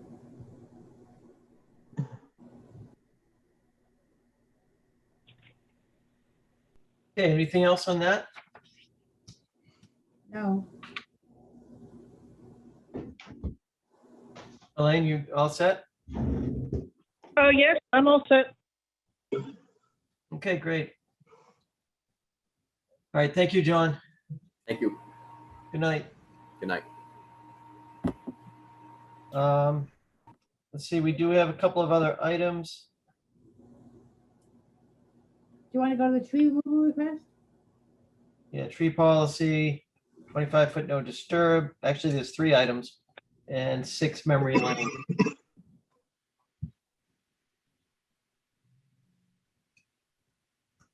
Tree policy, do we want to talk about that first? Do we have anything to talk about on that? Well, Judy sent us, the last meeting, we asked Judy to send us examples of tree policies from other, Right, which she did. And then we generated, with Ken's help in refining it, a replacement tree and shrub schedule. But I will tell you frankly, I've not had a chance to review the Winchester and Reading policies that she sent and comparing it to our tree policy. So I've not done my homework for this. I started reading them and I did not make it through. I started commenting back to Judy and then I completely forgot where I was at. I did find it interesting that in some cases, it's not the Conservation Commission that's handling the policy.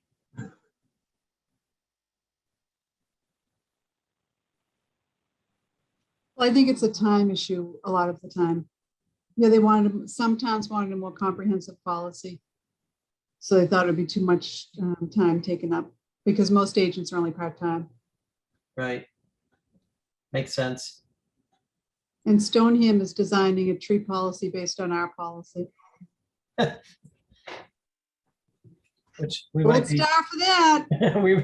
we might be changing ours to follow, who knows, Readings or Winchesters or, yeah. All right, so. Ours is better. So yeah, we do need to review that. Teresa, you're gonna take a look at it. I'll finish reading it again. I will. There was some very interesting points though that I did notice. Okay, we also have the 25-foot no disturb on the agenda. What was it that we needed to cover there? I don't recall. Does that exist? It was about the bylaw. I've been working with Rebecca on a bylaw All right. because Bill Renault is hoping to bring forward in November a stormwater overhaul bylaw. And part of that would be repealing the 50-foot stream setback. All right. So I don't know if you'll be able to meet the statutory deadlines between the town council meeting, planning board meeting, the legal notice timelines before the November town meeting. I reached out to Sherry to see when the warrants are due, and they haven't set the date for the November town meeting. So she's going to get back to me when they know what that date is. Then they'll set the warrant deadline. Elaine, I'm going to Judy, can I ask you, was the proposed bylaw, was it just to deal with a 25-foot, or there were other things too, or not? I think it was mainly going to be the 25-foot. I don't know what else. I think it's hard to incorporate a lot of things. I think a 25-foot is a good starting point where it's the most consistent issue that comes up. And it would be part of all wetland protection? It would be a separate conservation bylaw. Okay. So they'd have to apply for the notice of intent and a bylaw permit at the same time. But it's a mini Wakefield wetlands protection bylaw. Correct. One thing. Yes. You got to start somewhere. Right. And then it's easier to add things in as you go along. Yeah, if it gets too wordy or too many items Right. in there, it's just, yeah, it's more difficult to get it through. So Right. are you saying if we're able to meet the deadlines that we can go ahead and do this, I guess? Yes, Well, we should definitely do that. I think so. And I'm hoping that Bill is going to be able to go forward in November too, because I think it would be a natural segue Right. from removing the 50-foot, because part of the wording that I cut and pasted together, it listed there'd be a 50-foot setback to any perennial stream. And Judy, I'm sorry, have you already sent that to us, the proposed word? Yes, Can you yes, send? I can, do you I'll want- send it again. Yep, Thank you, Judy. you're welcome.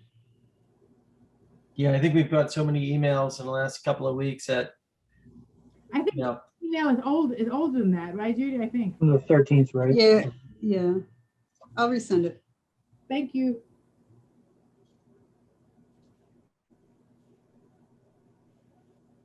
all right, so So we should look at that again. I don't know. Judy, do we need us to look at that before our next meeting because of timing issues? That'd be great.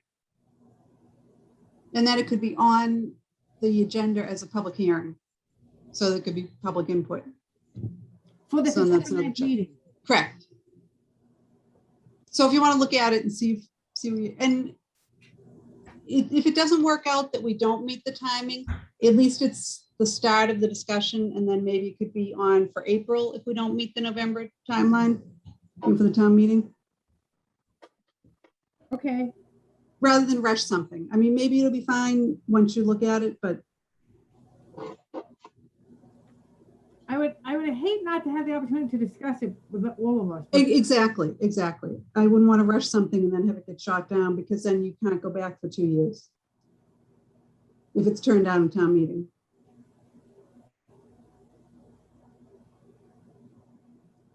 right, and just to refresh maybe some, or remind some of the other commissioners, we have tried to have a bylaw in the past. And it did not pass. Boy, it was, when was that? I don't know, 20 years ago, probably. Yeah, I think it was 15 It years was, ago. it was while I was off the commission. Yeah. Yeah, So, I think it was when Dave Sullivan was on, right? Yes. yeah, And I think, from what I recall, wasn't it the penalties that yes, kind of scared people off? exactly. It had too many aspects to it as well. It was Yeah. way too, it was, yeah, and now DEP is going away from leaning away from encouraging towns to have fines. So I think that's kind of dying off, so. Yeah, simpler generally is better to get our, It gives you a better opportunity to make a relationship with the applicant and work with them rather than muddying it and dragging it out by having the fine aspect and taking it to court. I think this gives you a better meeting place to try to come up with a suitable option through mitigation. And I mean, you haven't had a problem in the past with coming up with something reasonable, working with applicants to come up with some suitable mitigation that you can live with. agreed. And you took a lot of this language from other towns' bylaws, right? Yes, yes. And it's bylaws that have been established. None of them are new.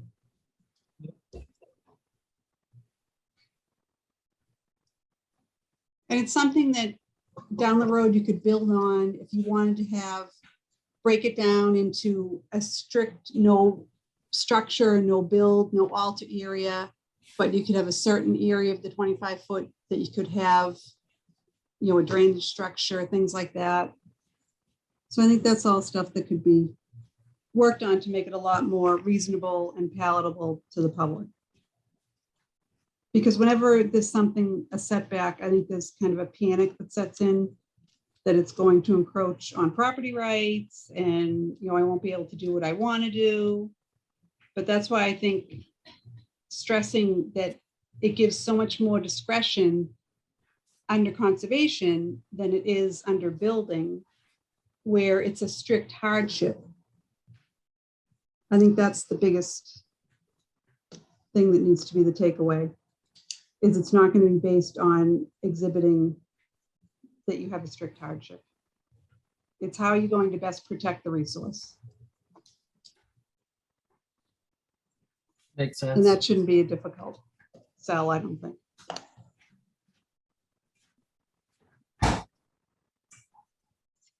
All right. There is one other item on the agenda. It's a tree removal request for 6 Memory Lane. Yeah, so I was talking to Rebecca about this, and I'd like to make it clear in my own mind exactly how this policy, I get it's a new policy, is going to work. Previously, we had requested a letter from a certified arborist that a tree was a danger. And so is that going to continue? That I should tell someone who wants to have a tree removed that they should get a certified arborist letter stating that the tree is a hazard? Well, is it stating the tree is a hazard or stating that the tree is diseased or compromised? I'm sorry, you're garbled. Could you repeat that? I'm just struggling with the tree person saying it's a hazard. We had lots of conversations about what a hazard is, determining what a hazard is. So doesn't the tree person usually just say it's diseased or it's, compromised in some way? According to our policy, Yes. it says it poses a safety Yes. threat or interferes substantially with the landowner's use of the property. Okay, so safety hazard is there's a problem with the tree and it could come down and that's the hazard. Right. Elaine, when you go out and look at a tree, is 9 out of 10 times are they obvious situations? Or are you finding that you're seeing a lot of frivolous arguments being made? I'm just curious because it seems to me there's a whole lot of situations where you look at it and it's obvious to you that it's diseased, and it seems wasteful to ask someone to hire an arborist to look at the obvious. Well, that's true. If someone wants to take down a dead tree and it's clearly dead, yeah. I just say take it down, and I don't have them go through that. That's just common sense. And if the tree is clearly dying, it's the same thing. If the tree is not in obvious distress or dead, then I ask them to hire a certified arborist, someone who has a better eye for these things than I do. And then for those trees, I ask for a letter from a certified arborist that the tree is dangerous, it's split, it's diseased, and poses a hazard to the property or to the house. Okay. And you didn't go out to the site, did you? That way, I make sure that a good tree is not being taken down. Well, that's right. So that makes perfect sense to me. So what is it that we're trying to, I mean, what you said is that's kind of like a policy, isn't it? That you're going to look at, I mean, I guess what is it that we're trying? Well, that's what I'm doing now. Do you want to change that? No. Wait, no. Okay. What do you got? I mean, so you want to continue? Yeah. I mean, I guess what I'm saying is there anything that I mean, if you're going out and you're finding that, to me seems just eminently reasonable that if 8 times, you know, if in most situations are clear cut and you don't need to, you know, have someone incur an expense, that, you know, so I guess it makes perfect sense to me. People are not taking trees down unless they have to. That's my experience. Well, there's also the situation where a tree may be close to a house. It's not diseased, but it's grown large. Limbs are overhanging the roof or whatever, you know, and the tree could be leaning, or just the fact that No. That's right. But Elaine is saying in situations where it's where she can't conclude, you know, where she just can't say, you know, it's not obvious to me. Hire an arborist and let's see what the arborist says. I think that makes sense. I mean, I'm not saying, I guess what I'm saying is that, Elaine, you don't want to be in a position where you make a decision and you tell them they can't cut down a tree. You just want to say that, you know, I'm not going to say you can't cut down the tree, but I'm saying that I can't, it's not apparent to me. And therefore I'd like, you know, affirmation from a certified arborist, right? Isn't that really what you say? Yes, I'm not going to. Yes, because if the tree is dangerous and I can't see that because I'm not I'm not trained for it. I don't want to put you. I don't want to second guess it. Right. So I guess the situation. I don't want to second guess an arborist. That's right. And also, when you just don't want you want to be. It seems to me that I trust your judgment that if a tree should come down, there's no need to hire an arborist. And it's only. It would be very obvious. That's right, and only in situations where I guess what. I personally am not worried that you're telling people to go ahead and cut down trees for no reason. I'm worried about the situation where you're sensing that maybe it's not an appropriate situation to cut down a tree, and it gives you the ability to, instead of recommending that we say no, you tell them that you will want a certified arborist to send a letter. I think that makes sense. Yeah, but I think we have two different scenarios here. You know, we've got the case where it may or may not be diseased, you're not sure, and you're asking for an arborist. But the condition where a tree has grown too close to a house, there's nothing wrong with the tree. It's healthy, but it's overhanging the house or very close to the house. That's the gray area. Right, definitely. The thought is, hey, I don't want that tree falling on my house. Valid argument. You know, I got little kids, or the trees overhanging their bedroom. You know, those are the tough calls. You don't ever want to, you know, say, no, you can't take it down, and then something happens. And in some cases, they may have planted the tree themselves. It may not be a pre-existing tree, you know, that was there when they bought the house. They may have planted the tree. Now it's grown and is possibly presenting a safety hazard. So I'm just taking a look at one of the letters that Rebecca sent. So I'm just going to read you the sentence. It's signed by Keith Tree Service. The 4 white pines are tall and close to the house. They don't have any trees behind them for wind buffer to help prevent them from getting blown towards the house. They've also been shedding branches into the backyard and play area, and pool and are hazardous. The four small trees to the right house have strong lean towards the house. So that's the kind of letter, I mean, that, you know, that deals with a tree that's not dying or diseased. Right, right. So what is, and so there, in that situation, Keith, is that, would we call that a letter from a certified arborist, by the way? Yes. Yeah, And the letter, okay, so you get that letter, and that letter doesn't speak to the standard that it's dangerous or prevents a, so even there, the point about having a certified arborist, a letter from a certified arborist doesn't, it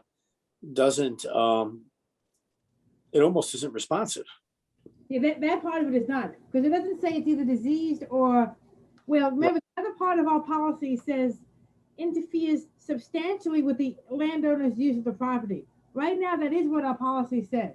It either has to be, it poses a safety threat or interferes substantially with the landowner's use of the property.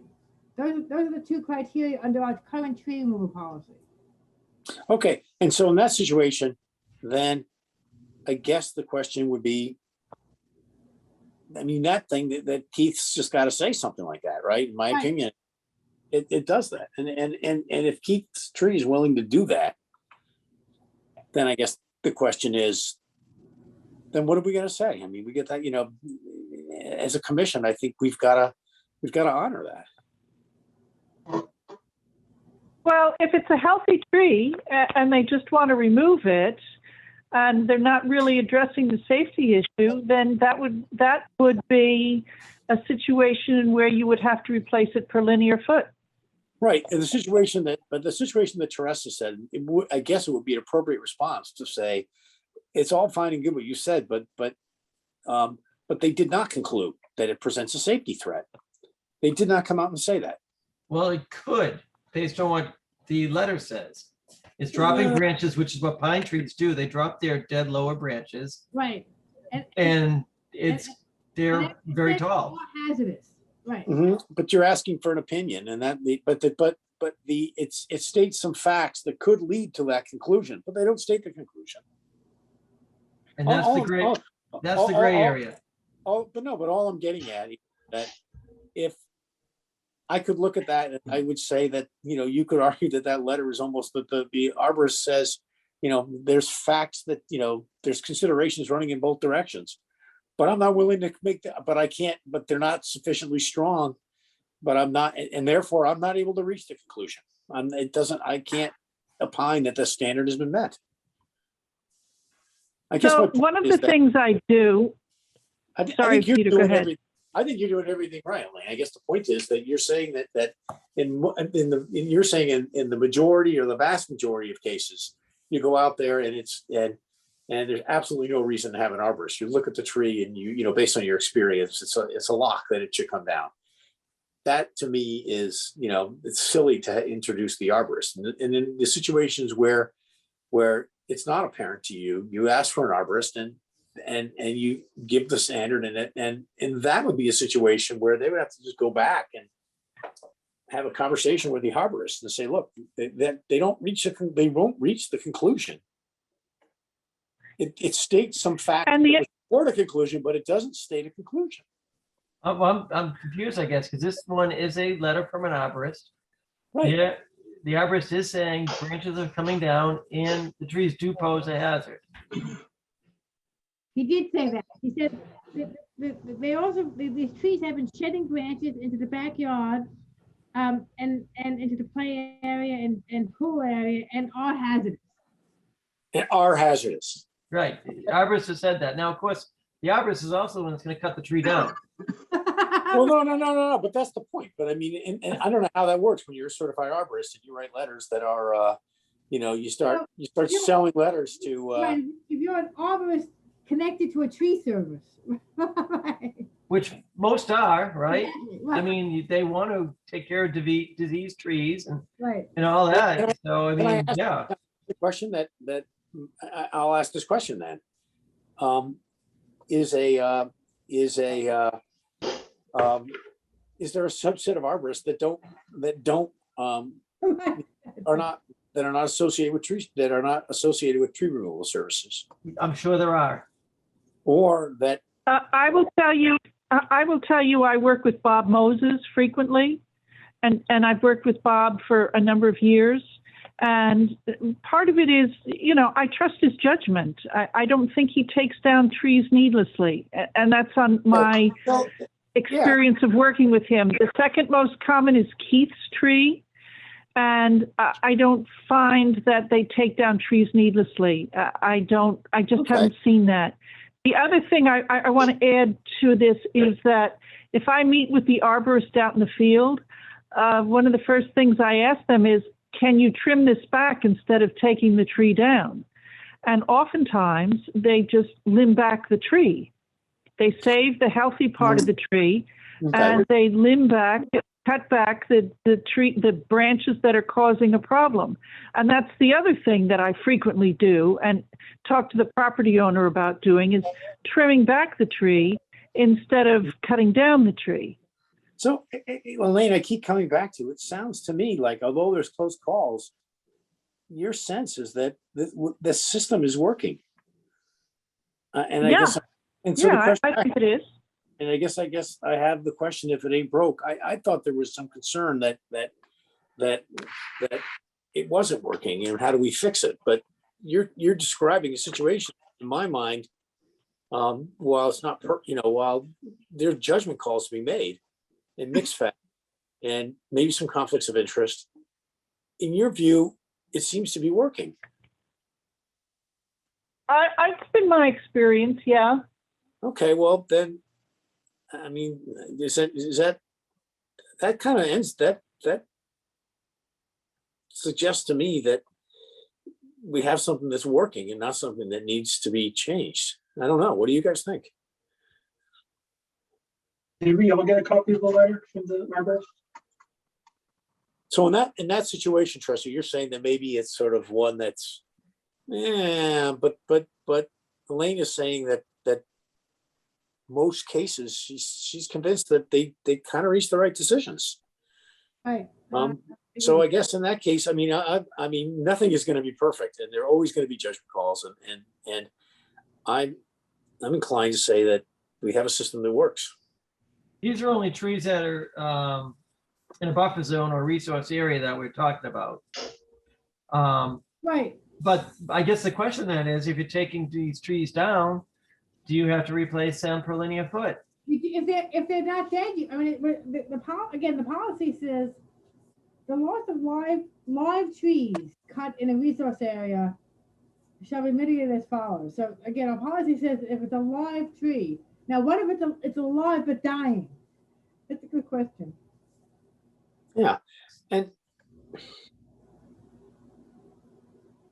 it says especially those within the 25-foot no disturb zone.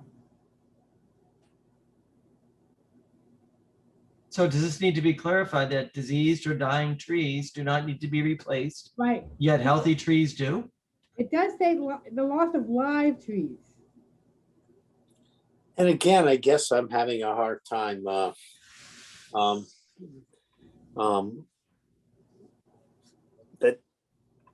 Elaine's sort of saying that in her experience, the trees that are coming out ought to come out, and it doesn't seem like replacement is the ones you approve that need to come out. You don't look for any kind of replacement tree, right? Because it's it's dying, right? So if it's diseased, dying, or dangerous, we don't look to replace it.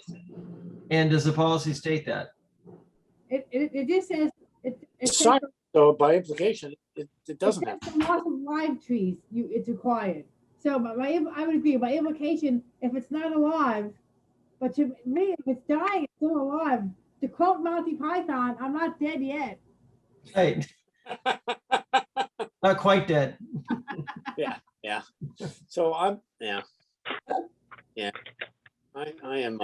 So I think this needs to be clarified, though. Yeah, I agree. Because right now it says you only replace live trees. Now, is it unfair to say they have to replace dying trees? I don't know. I don't think so. I mean, if a tree is dying, it's going to be gone anyways. Right, if it's diseased. When it gets in the condition that it's dying, it's actually more dangerous. Correct. So, Jimmy, you're saying if it's dying, it doesn't need to be replaced. It's dangerous. A dangerous tree. Dangerous. What do you Well, do? We gotta be Trees? careful with dangerous, because you could have a healthy tree that's overhanging a house that's considered dangerous. Well, that's dangerous too. Okay, how close to a house is dangerous? If it's a 50-foot tree and Well, it's I'll 40 tell you feet something. away, With a 12,000 square foot lot in Wakefield, almost any tree, mature tree that's on the lot is going to be too tall and is But- capable of hitting the Yeah. house. And I'm more inclined, actually, I'm more inclined to say that when developers try to, do a project and say, we're not going to cut that tree down, that we should charge them for the tree right then and there. If we determine that it's likely, that it's going to be, that a tree that's within a certain number of feet of the house, we're just gonna presumptively say you can keep the tree if you want, but but we see this as a tree that's inevitably coming down. I mean, I don't know if to say that, but that's where I see if I see anything that I think is sort of I don't want to use the word abusive. It's developers saying I'm not going to cut down a tree because they don't want their client to be charged, and then and then the tree's coming down. right, but we can't charge somebody for a tree that might come down. They closed, and then the next thing you know, we get a letter from Keith saying it's close to the house. So, but to Jimmy's point, so if any tree on a lot that could fall and hit the house or property, a car or whatever, could be considered dangerous. But again, I'm gonna go back, the policy says if it's alive, you have to replace it or pay. It doesn't say if it's alive but dangerous. It says if it's alive. Yeah. So I think we should change that. So if it's diseased, dying or diseased, it doesn't need to be replaced. Then you're gonna have people out there like, I don't know, pounding pennies into the tree or something. I'm just gonna say, I want to say you don't need to say that because that's what the policy already says that. It says if live trees. So maybe you do because is something dying alive. So maybe you're right, Bob. It makes sense to clarify that. But what about the case of a live dangerous tree? Exactly, that's my next point. Okay. Any tree that's tall enough to hit property, whether it be a car or the house or whatever, is that dangerous? It could be in a windstorm, a Yeah. lightning storm. Okay, so if it's dangerous, should it be replaced? Because right now that's what the policy says. If it's a live tree. But A then live, what's the dangerous tree. consideration, for the canopy? I mean, the whole reason for the 25 foot was the canopy of the tree. That's how the 25 feet was determined. So if you're allowing live trees to be taken down and you're compensating with shrubs or something, isn't that kind of defeating the purpose of protecting the resource? So, well, we're talking, I guess, two different things, right? We're talking about the 25-foot no disturb, and we're also talking a tree policy. Right, So but if it's it's in the only 25 jurisdictional. It's only in jurisdictional areas. Right, it's 100 feet. Yeah, so anything buffer zone is jurisdictional. Right. With special consideration of the 25-foot setback. Yeah, you could have And a that's where tree, that's where the argument that it's unsafe would be. right? So the tree, let's take Bellevue as an example, that maple. Large maple, front of the house. I don't recall that providing canopy to the wetland. Does it? But that's not in the 25 foot. No, but it's buffer zone. Right, it's buffer zone, but I'm saying there's a special consideration in the policy that speaks to the 25 foot. But don't you, when you go to evaluate, I think Elaine does it, when you go to evaluate whether a tree should come down, the part of the things you consider is its effect on the resources. Right. So if you have a tree that's close to a stream, you're gonna look at that a lot different than a tree that's 75 feet from the edge of the stream. Right? Exactly, They're two exactly. They're two different, and that's the light that we should be looking at. We're not, we're talking about protecting the wetlands, not, that's what this policy should be about, how it affects the wetlands Right. or our resources. Well, we have the 25-foot no disturb, which would include any tree in that 25 feet. Yeah. But then we're talking buffer zone trees also, that could be considered dangerous. Well, your point though is that you have a tree that the policy as it stands, if you have a tree 99 feet into the, away from the wetlands, that's healthy, but too close to a house, that's totally healthy, but too close to a house, we would want compensation for that. And what I'm hearing from Jim is that that its effect on the wetlands is totally negligible. But that's if it's one tree. Say they want to take down 10 trees. I mean, the one on Robert Street wanted to take down 3 large maples. It's in the watershed to Crystal Lake.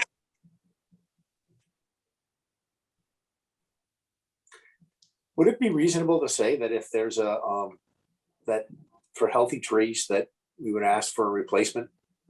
We would ask for a replacement No. tree in some place if there's a suitable location. I think people Yeah, taking that's what down, our policy says right now. I think if someone takes down a tree, they must feel there's a real risk because it's not cheap to take down trees. Well, that's a good point.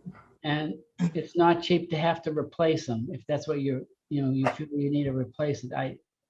I personally think it's a lot of money that you're getting for. Right, but I think a lot of it sometimes is someone wants a larger lawn. So if they take down the trees, they have a bigger lawn area. And then where's the replica? Yeah, I mean, That's the whole true. thing is about protecting the resource. Yes, that's true. Well, So it either is- they replace it or they pay to the wildlife, because that's the deterrent, is if you have a cash disincentive to take the trees down.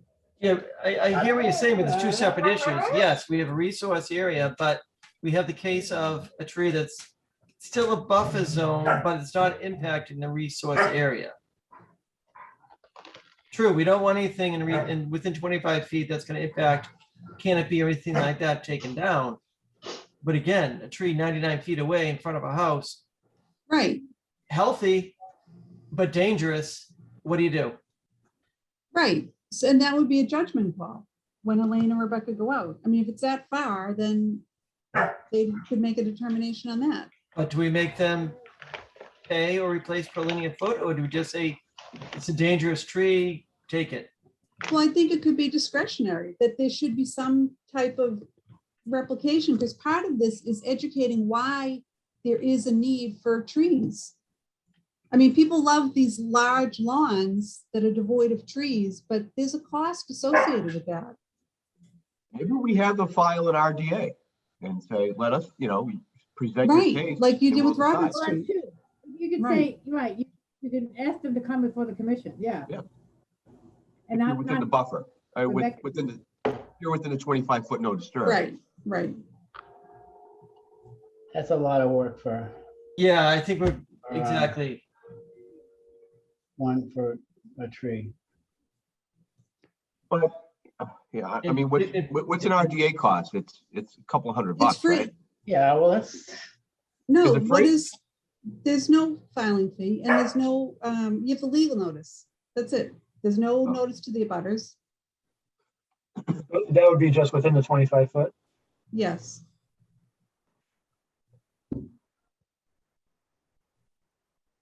We were talking about this because it's important. And we think, it's important because it could potentially alter a wetland, right? Well, if it does, that's a different story, sure. But we also have the scenario where it's not providing canopy, it's on the edge of the buffer zone potentially. It's close to a house or overhanging cars, I guess that's where I'm not clear. How do we handle those situations? If it's providing canopy, I think that's pretty clear.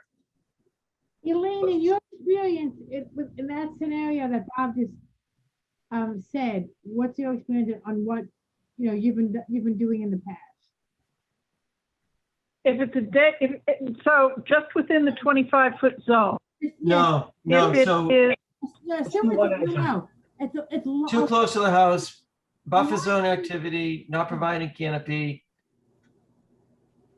Bellevue Ave, perfect example. I think you should let Elaine do what she's been doing for the last few years, because. I'm just asking, and that's, I think, right. in But that can scenario, what would you do, Elaine? So again, a live tree 90 feet away, and, but it's dangerous. 4 pine trees in the back of a house on Right, Memory Lane, right, healthy. but dangerous. Yeah. Well, What would you do Elaine, in that situation? I'd be very careful about what I want to classify as dangerous, because I don't want to get myself in trouble. I don't. Right. No, I no, agree. I wouldn't want to say that the tree was okay and then have it fall on the child. I'm talking about replacement, Jimmy. What? I'm talking about replacement or paint. Oh, replacements. Yeah, not, Oh, so so what was the question then? I totally missed the question. my question is, what does Elaine do in that situation? Does she require them to replace that or No, pay the fee? I don't, well, ask her. That's what I'm trying to do. God, Where is she? She's not answering. Because you won't there. stop talking. I'm right here. I'm right here. The last time we had somebody with a large tree next to the house that he felt was dangerous, and we just thought he was being a little bit too nervous about it. We let him cut it down, and he had to replace it. He had to plant other trees. Which, was this the policeman? Yeah, I remember that. Yes, He didn't plant any trees. He took down He 3. planted- He planted blueberry bushes. he planted blueberry bushes. Okay, he planted something in the back, but Yeah. I thought he also planted a red maple in the back of the yard. I don't think so. He talked about one in front. Is this the one that, Elaine, you had me go out with you and Bobby Moses went out there and the guy had pine trees, 4 pine trees in the backyard? No. No, it was one large tree. A tree had previously come down on his house, I think, and then he was Oh, very and- nervous about the second Oh. one. But he took down 3 trees He took down in 3 that back trees. area. It was in the side backyard. Right, It sloped down to Crystal Lake. yeah, right. Oh, yeah, right. That was it. He wanted to take 4 down. We told him he could take 3, right? Right. Well, that's a perfect example of a compromise. Blueberry bushes for 3 large trees. No, I'm talking he left 1 tree and took down 3. That was the compromise. Whether you like it or not, that's what it was. It wasn't though when it's, He said he was gonna take the trees down no matter what we told him. yes, I and remember that's him saying fine. that to I me. don't have a problem with that, but there's a cost associated with that is what I'm saying. It's the watershed to Crystal Lake, so it should have been given greater consideration because it's draining right there. Yeah, He wanted to have a lawn back there. I get that. But that's why you have a financial disincentive. It's a learning process as well, because there is no value placed on trees. You can see that when you drive around town. yeah. Okay, And that's a big problem. what's the request before us for 6 Memory Lane? It's the 4 pine trees in the back. Oh, that is the request? Do you want to know how close they are to the house?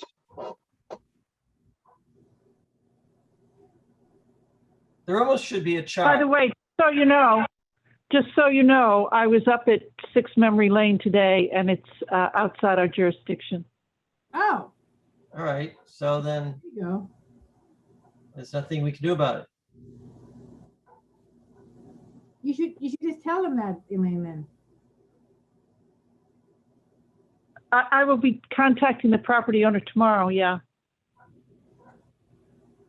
But there almost should be a chart, is it within 25 feet? Yes, then this. No, then this. Is it within, is it a buffer zone activity? Is it near the house?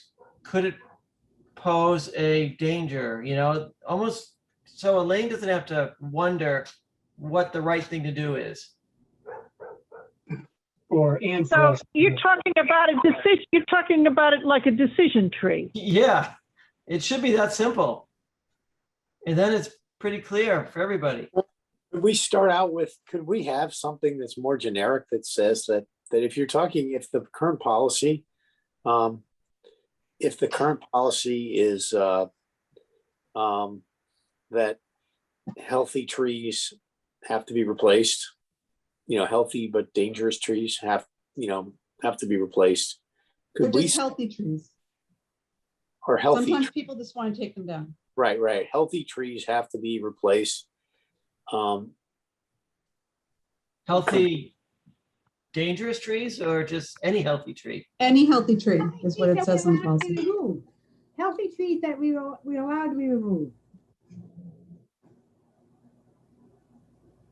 And Well, there's a difference between a healthy and dangerous tree and a healthy and Not da- non-dangerous. I agree. Right. well, if it's Because not.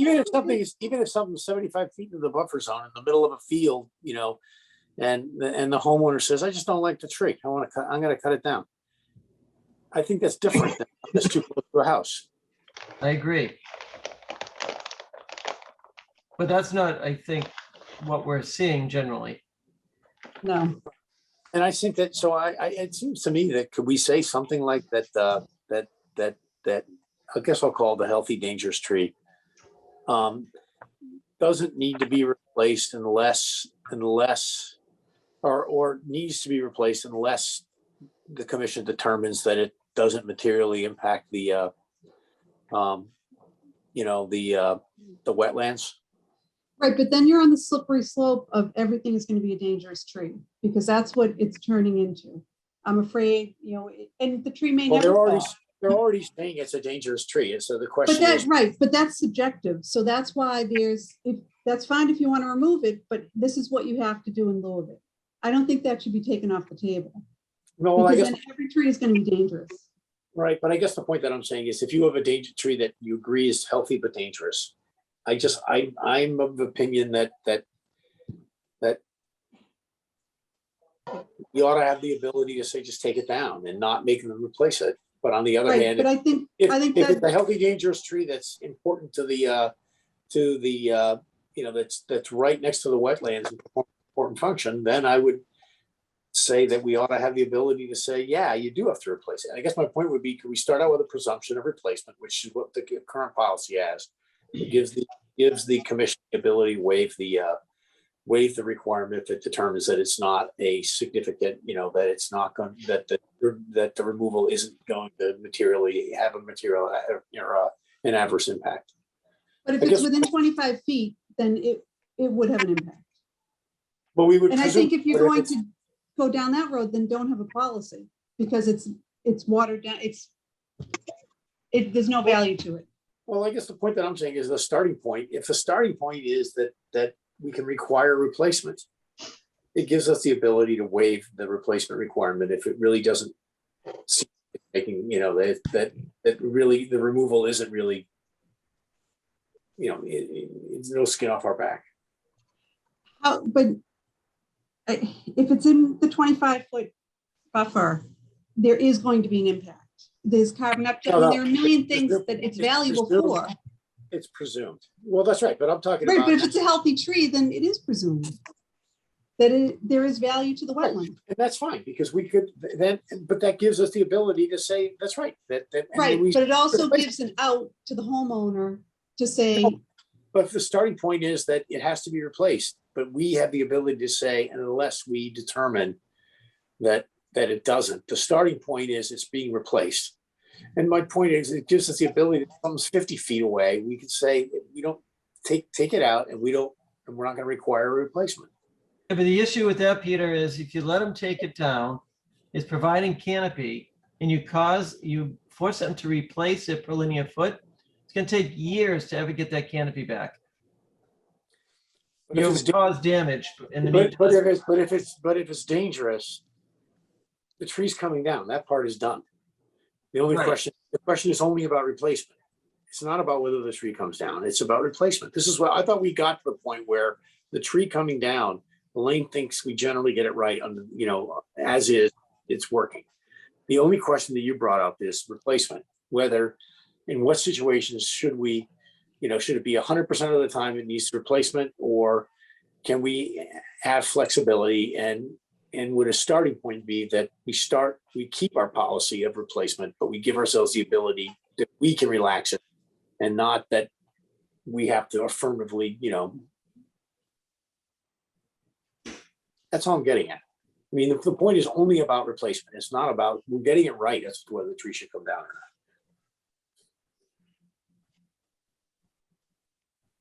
not. So we have our discretion, we always have our discretion in applying this policy.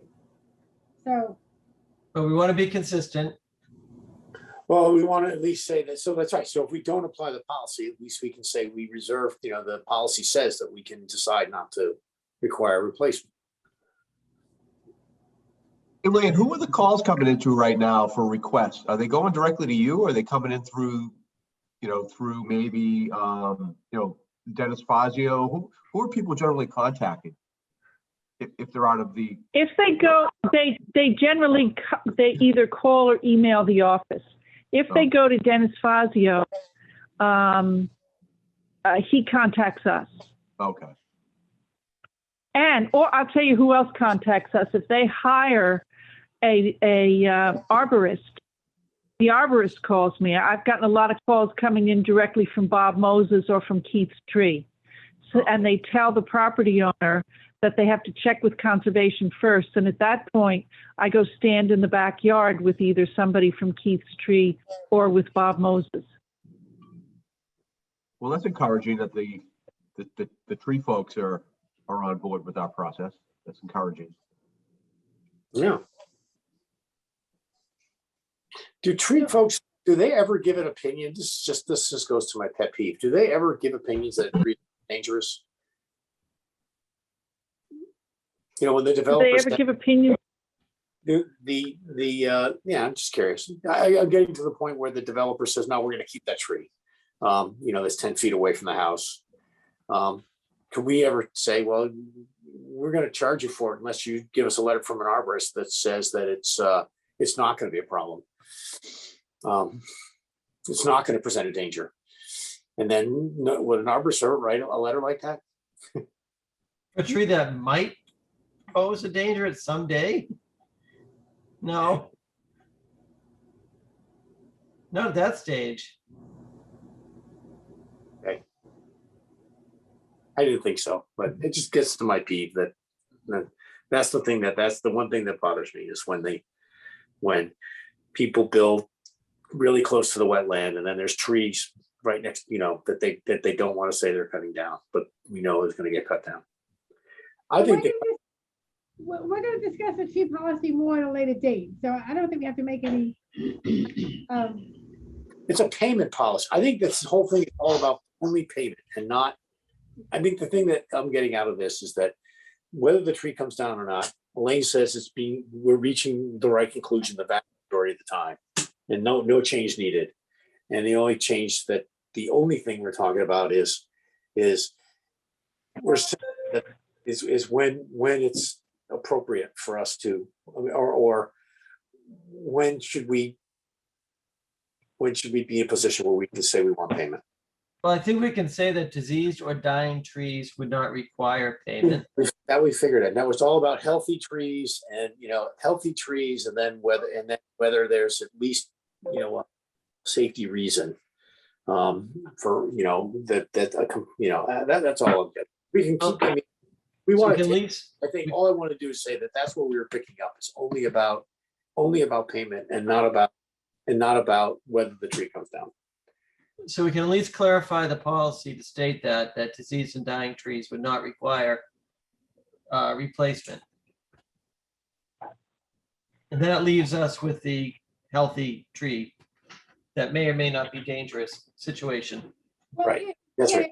It shouldn't come down if it's not dangerous, but. Again, dangerous could be subjective. But I don't know why I wouldn't change this policy because it says it's going to be replaced or payment of a fee. So I guess the question is, I don't know why we would change this. But.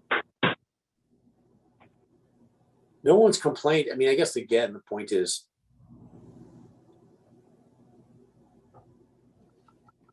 yeah, I just think we need to make it clear there are cases where a tree can come down without penalty.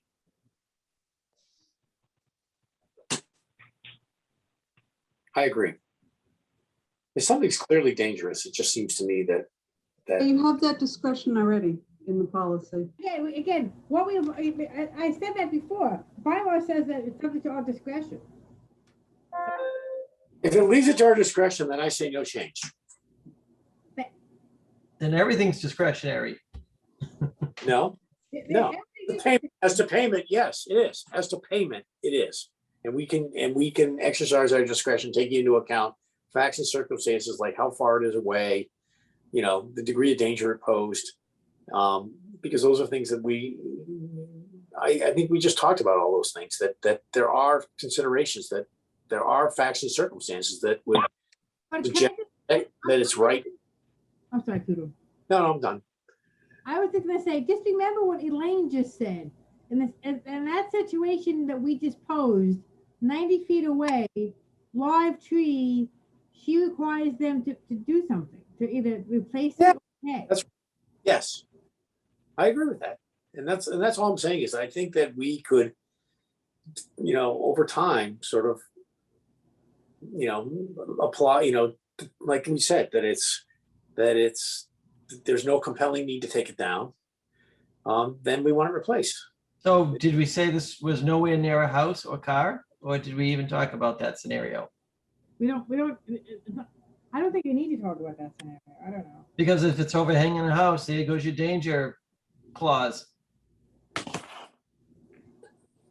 But Elaine already said she talks to them about taking the limbs down first. So if it was an overhanging limb, you could just take the Even limb so, you down. get a 50-foot tree, 20 feet from a house. You take every limb, you still have a 50-foot tree. No, but we're talking about whether the tree comes down or not. The policy's working. We don't need to change that. It's only whether we should replace it. It's the payment for replacement that seems to be and I'm content just to leave it to case by case discussion about whether replacement should be. Me too. I just think there's too much discretion here and not enough rules to make it clear. I think as we go along, we're gonna develop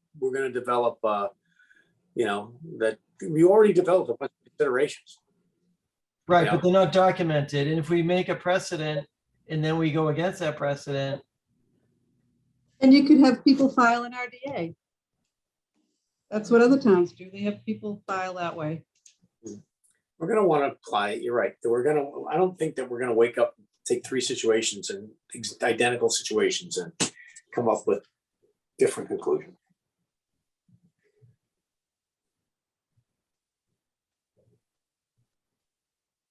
Well, that would be I don't know. I'm content to let the policy stand as is. I would like to add some clarifying language. I wouldn't. I would think the lawyers would want to clarify this. It's too discretionary. You get one judge on one side, you get the judge on the other side, and you come up with two different discretionary answers. You get those, you hate to put in those tree judges. You pass the court that way. That's why I like the rules or the statements, diseased or dying, you know, no issue, dangerous. We've said that though. We've already said that's fine. But we're not saying that in a policy. Yeah. It's all open-ended. But it seems to be working. That's what I'm hearing. Sometimes. I mean, nothing's going to be perfect. I just think we could fine tune the wording better. What would you say, Bob?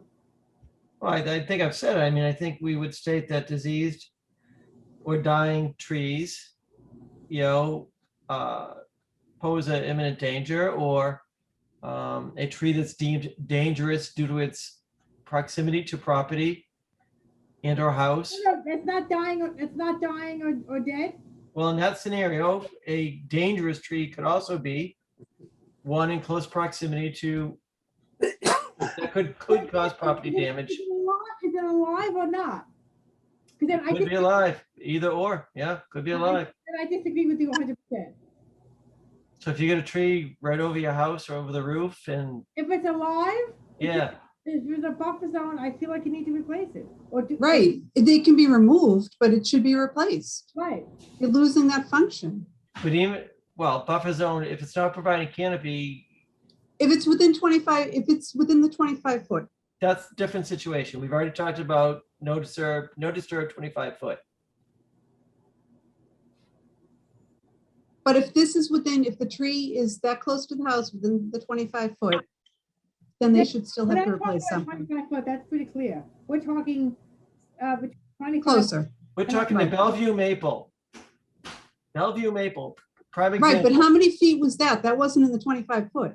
No, but it's That's a what we're huge talking tree. about, Judy. And the This is a 25 scenario that comes up more often than not, is the Bellevue scenario. Right, but if it's within your jurisdiction regardless. So even if there is some type of replication, why not at least push for that rather than get nothing out of it? I agree. I think we should leave it. You're within your right to tell them more than that. But it gives you a bargaining point. Wait, let's hear from others. Frank, Ken, Jim, what do you think? They just want me to be quiet. Slight ambiguity gives us a little bit of an advantage when we're trying to regulate these things. I think if we're too prescriptive, then, our hands are tied in a lot of cases where we want to apply discretion. Mhm. But can we do an internal type of decision tree to help us make these decisions? Yeah, I mean, I'm all for having Elaine do it the way she's been doing it, but the only thing I think is that if we're not consistent in some fashion, someone's gonna complain that how come this guy got to do this and Exactly. the other guy Well, didn't do that? But I think I they had have, to, I had to replace a tree and this guy didn't. Exactly. but you could Capricious argue, decisions. you can argue that the absence of complaints means that we are exercising our discretion. That's true. Well, that's good. Yeah. And that's That's because so- we have Elaine. Well, and I agree. That is precisely because of Elaine, and I credit Elaine for that. And I think that again, if it ain't broke, don't fix it. It might not be broke, but it's very loose. No, I think we you know what? In the end, this is all about sound judgment, and we are exercising, through Elaine, sound judgment, and I'm satisfied on that. The only time discretion I get can be questions if you have the exact same set of facts and you apply the policy Yeah. actually on the exact same set of facts. But if you have different facts and you have a reason to apply it differently, you can't really question that. It's only if it's exact, I mean, you can question it, but you have sound footing to say Yeah. it's different facts. So therefore, we applied it differently. It's only Right. you have two identical set of facts. If Yeah. you do it different, that's bad. I think that happens. I agree with that, and I think we're anything but erratic. I mean, I don't think that people are. I don't think that we have to be worried that people are going to accuse us of being erratic. I think we we're thoughtful people, and with good judgment, or Elaine at least is. We don't want her to have to be in that position saying, well, that's a healthy tree, that maple. It's not providing Well, no, but we canopy, talked but about whether the tree comes down. That's decided. It's a payment issue. Remember, we're all that part. We've crossed that bridge. It's only about payment. So that's Or replacement. a replacement. Yes. so what do we say? So dangerous tree that isn't providing canopy? Are No, we don't making say a- that. No, Huh? we're What not. do you think? We have discretion. So that's discretionary whether we charge them or not. Yeah, whether we're going to charge you or not. Right. That I Yeah. think could be a problem. Yes, I agree. Well, that's been our That's what policy. happens now, though. Right, and that's what we're trying to avoid. Yeah, but we're trying to avoid something that hasn't presented a problem, and I guess that is the question. And if you want to put payment decisions to the commission, I think that's reasonable. If Elaine says take the tree down, but the commission will decide whether they're going to charge you, that's fine. Bob, are you saying live trees that have a valid reason to come down, you won't be, if you're within 75, between 25, over 70, over 25. So between 26 and 100 feet, you don't have to pay anything. You don't have to is that what you're saying, Bob? No, I'm not saying that. Okay, so I'm still trying to understand what you're saying. I'm posing the question, what do you do? Because you could consider it a dangerous tree.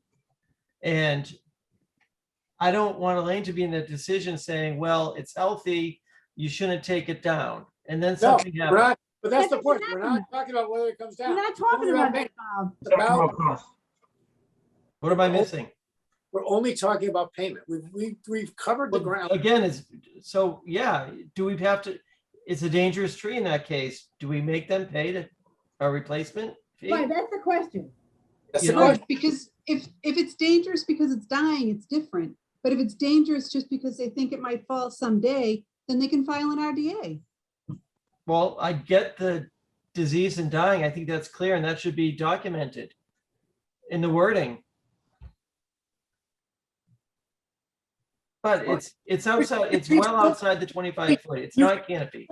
You could see so many situations. You could see a situation where, 3 trees get planted and they want to cut down the closest one to the house, and there's 2 more right next to them, and there's absolutely zero harm to the and actually the trees that aren't cut down will grow better. You could see a situation that it's that why would we make them pay for to replace that tree?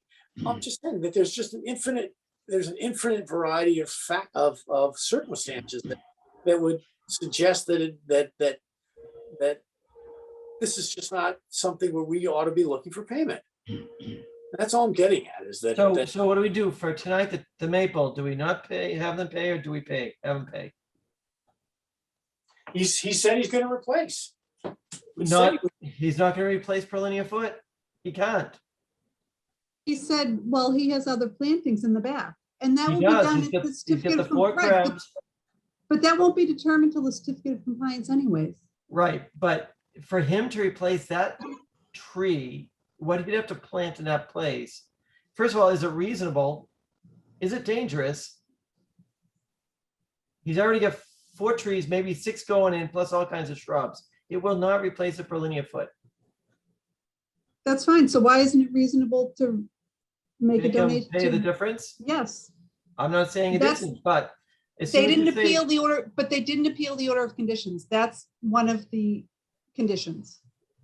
But my point is this, is that a dangerous tree? It could very well be considered dangerous. And do we still make him pay? But then he could have made that argument.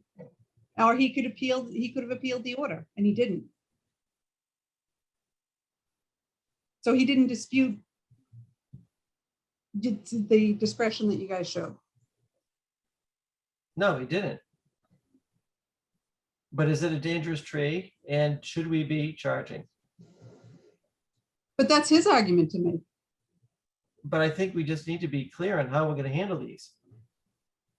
And I don't think we're clear. Yeah, how do we come up with the 25 feet anyways? Because that's the average canopy of a tree, of a large tree. So why can't we limit this to just trees within a 25 foot? You can, but say someone wants to take 10 trees down at 35 feet. Yeah, for no reason. Then, right. Well, I don't think, this isn't like, these are 12,000 square foot lots. Some of them are 10,000 square foot. But some of them are a 8,000. lot larger. Not What? every lot is that small. The majority of homes in Wakefield are small lots. Small lots.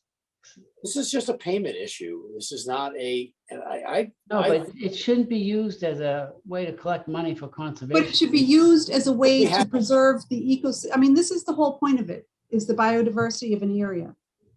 And if you keep cutting down the trees, it's like Peter always says, death by 1,000 cuts. This is what happens. Now that was. That's why I'm saying that you shouldn't be doing anything closer than the 25 foot. Right, but doesn't happen. I don't. Interesting, Winchester's policy is only 25 feet.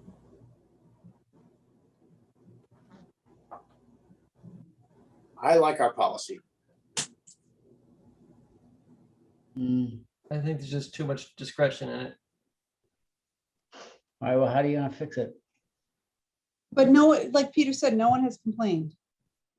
If it Doesn't wasn't mean- working, they'd be We complaining. Seem to be exercising our judgment judiciously, as evidenced by no one complaining, and I'm inclined to I guess I'm gonna propose, we're not gonna come to a conclusion now, and we're gonna be looking at the tree policy more next time. So can we? Yeah, let's table it. It's late. We should table it. Yeah. Yep. I agree. Yeah, I just don't want to be a judge, on these things and somebody gets hurt or whatever. Yeah, you know what? But that's one of the things commissioners do is exercise judgment and discretion. So that's what. Alrighty. All right, so anything else? Do we need to formally continue the Lake Street one because they didn't show up? What do we do with that? It has to be continued, yes.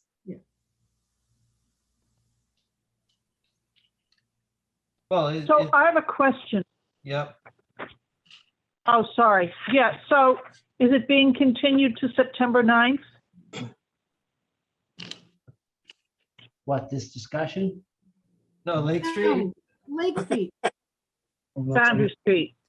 Yeah, I mean, the applicant hasn't told us what they want us to do, and we haven't made a decision. We didn't close anything, so And there was new information, yeah, that we know that's available. So we gotta continue. Don't we just continue it? right, but we have to vote to continue it. I mean, it's assumed that they weren't here, and we're not closing, so we didn't have the hearing. They asked, is this Water Street? No. Now, Water Street is continued until Yeah, September okay. 9th. Lake Street Boundary Development.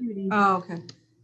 And did you see the DEP's comments on that? They said that the town would actually be an applicant on there. I'm not sure if they're exactly correct because the applicant does not have to own the land, but we may want to consider that, or it was a comment from DEP. We should be ready to address it. I don't think DEP fully understood what was happening here. Maybe. It's almost like they thought it was a separate project. That's how they were looking at it. Yeah, and not part of a project that's already been presented. Right. Right, but that's not how they viewed that. They had. Well, we'll leave it up to the applicant to respond to DEP Right. and we'll see if we agree. Wait a minute, are you saying that Lake Street is two separate projects or is one project?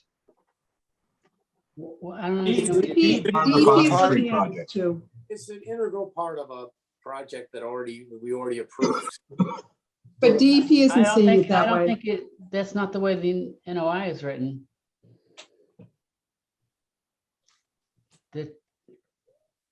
They're two separate files, aren't they?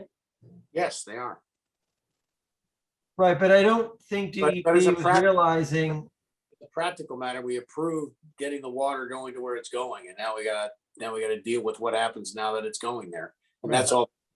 Now that you've approved sending water down in this direction, we gotta deal with taking that water away.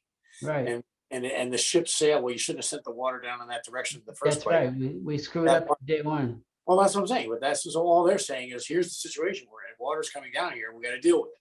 And that's all I'm saying is that's that starting point is that water's coming down in that direction that has to be diverted. but I don't think DEP is understanding that this is really part of the prior project. It's But anyways, not. let's just let the applicant respond to the letter. No, it's not though, Bob. It's a necessary, It's not. The but there- endpoint for that there's a project, No relationship between the two, and that's all we're saying. right. okay. So this hearing has been continued to September 9th? Sure, do we need to vote on that, I guess? We're not closing it, so let's make a vote to continue 313607 Lake Street until September 9th. So I we make a second. motion, Oh, motion. second? Second. Second. Jimmy? Okay, so since we didn't finish voting. everything's being continued, I'm sorry, my fault, go ahead. Right, Jimmy? Yes, Ken? Yes. Frank? Yes. Teresa? Yes. Peter? Yes. Yes, I vote also yes. So yes, Elaine, continued until September 9th? Okay. So my question is, given that everything seems to be continued to September 9th, I take it there's no Conservation Commission meeting on August 26th. Yeah, we're not gonna have a quorum for Corner Power Parkway. And we may not actually have a quorum at all. There won't be. Okay. So does that mean there's no meeting? Yes. Yes. Okay. So we're all on vacation that week, I guess.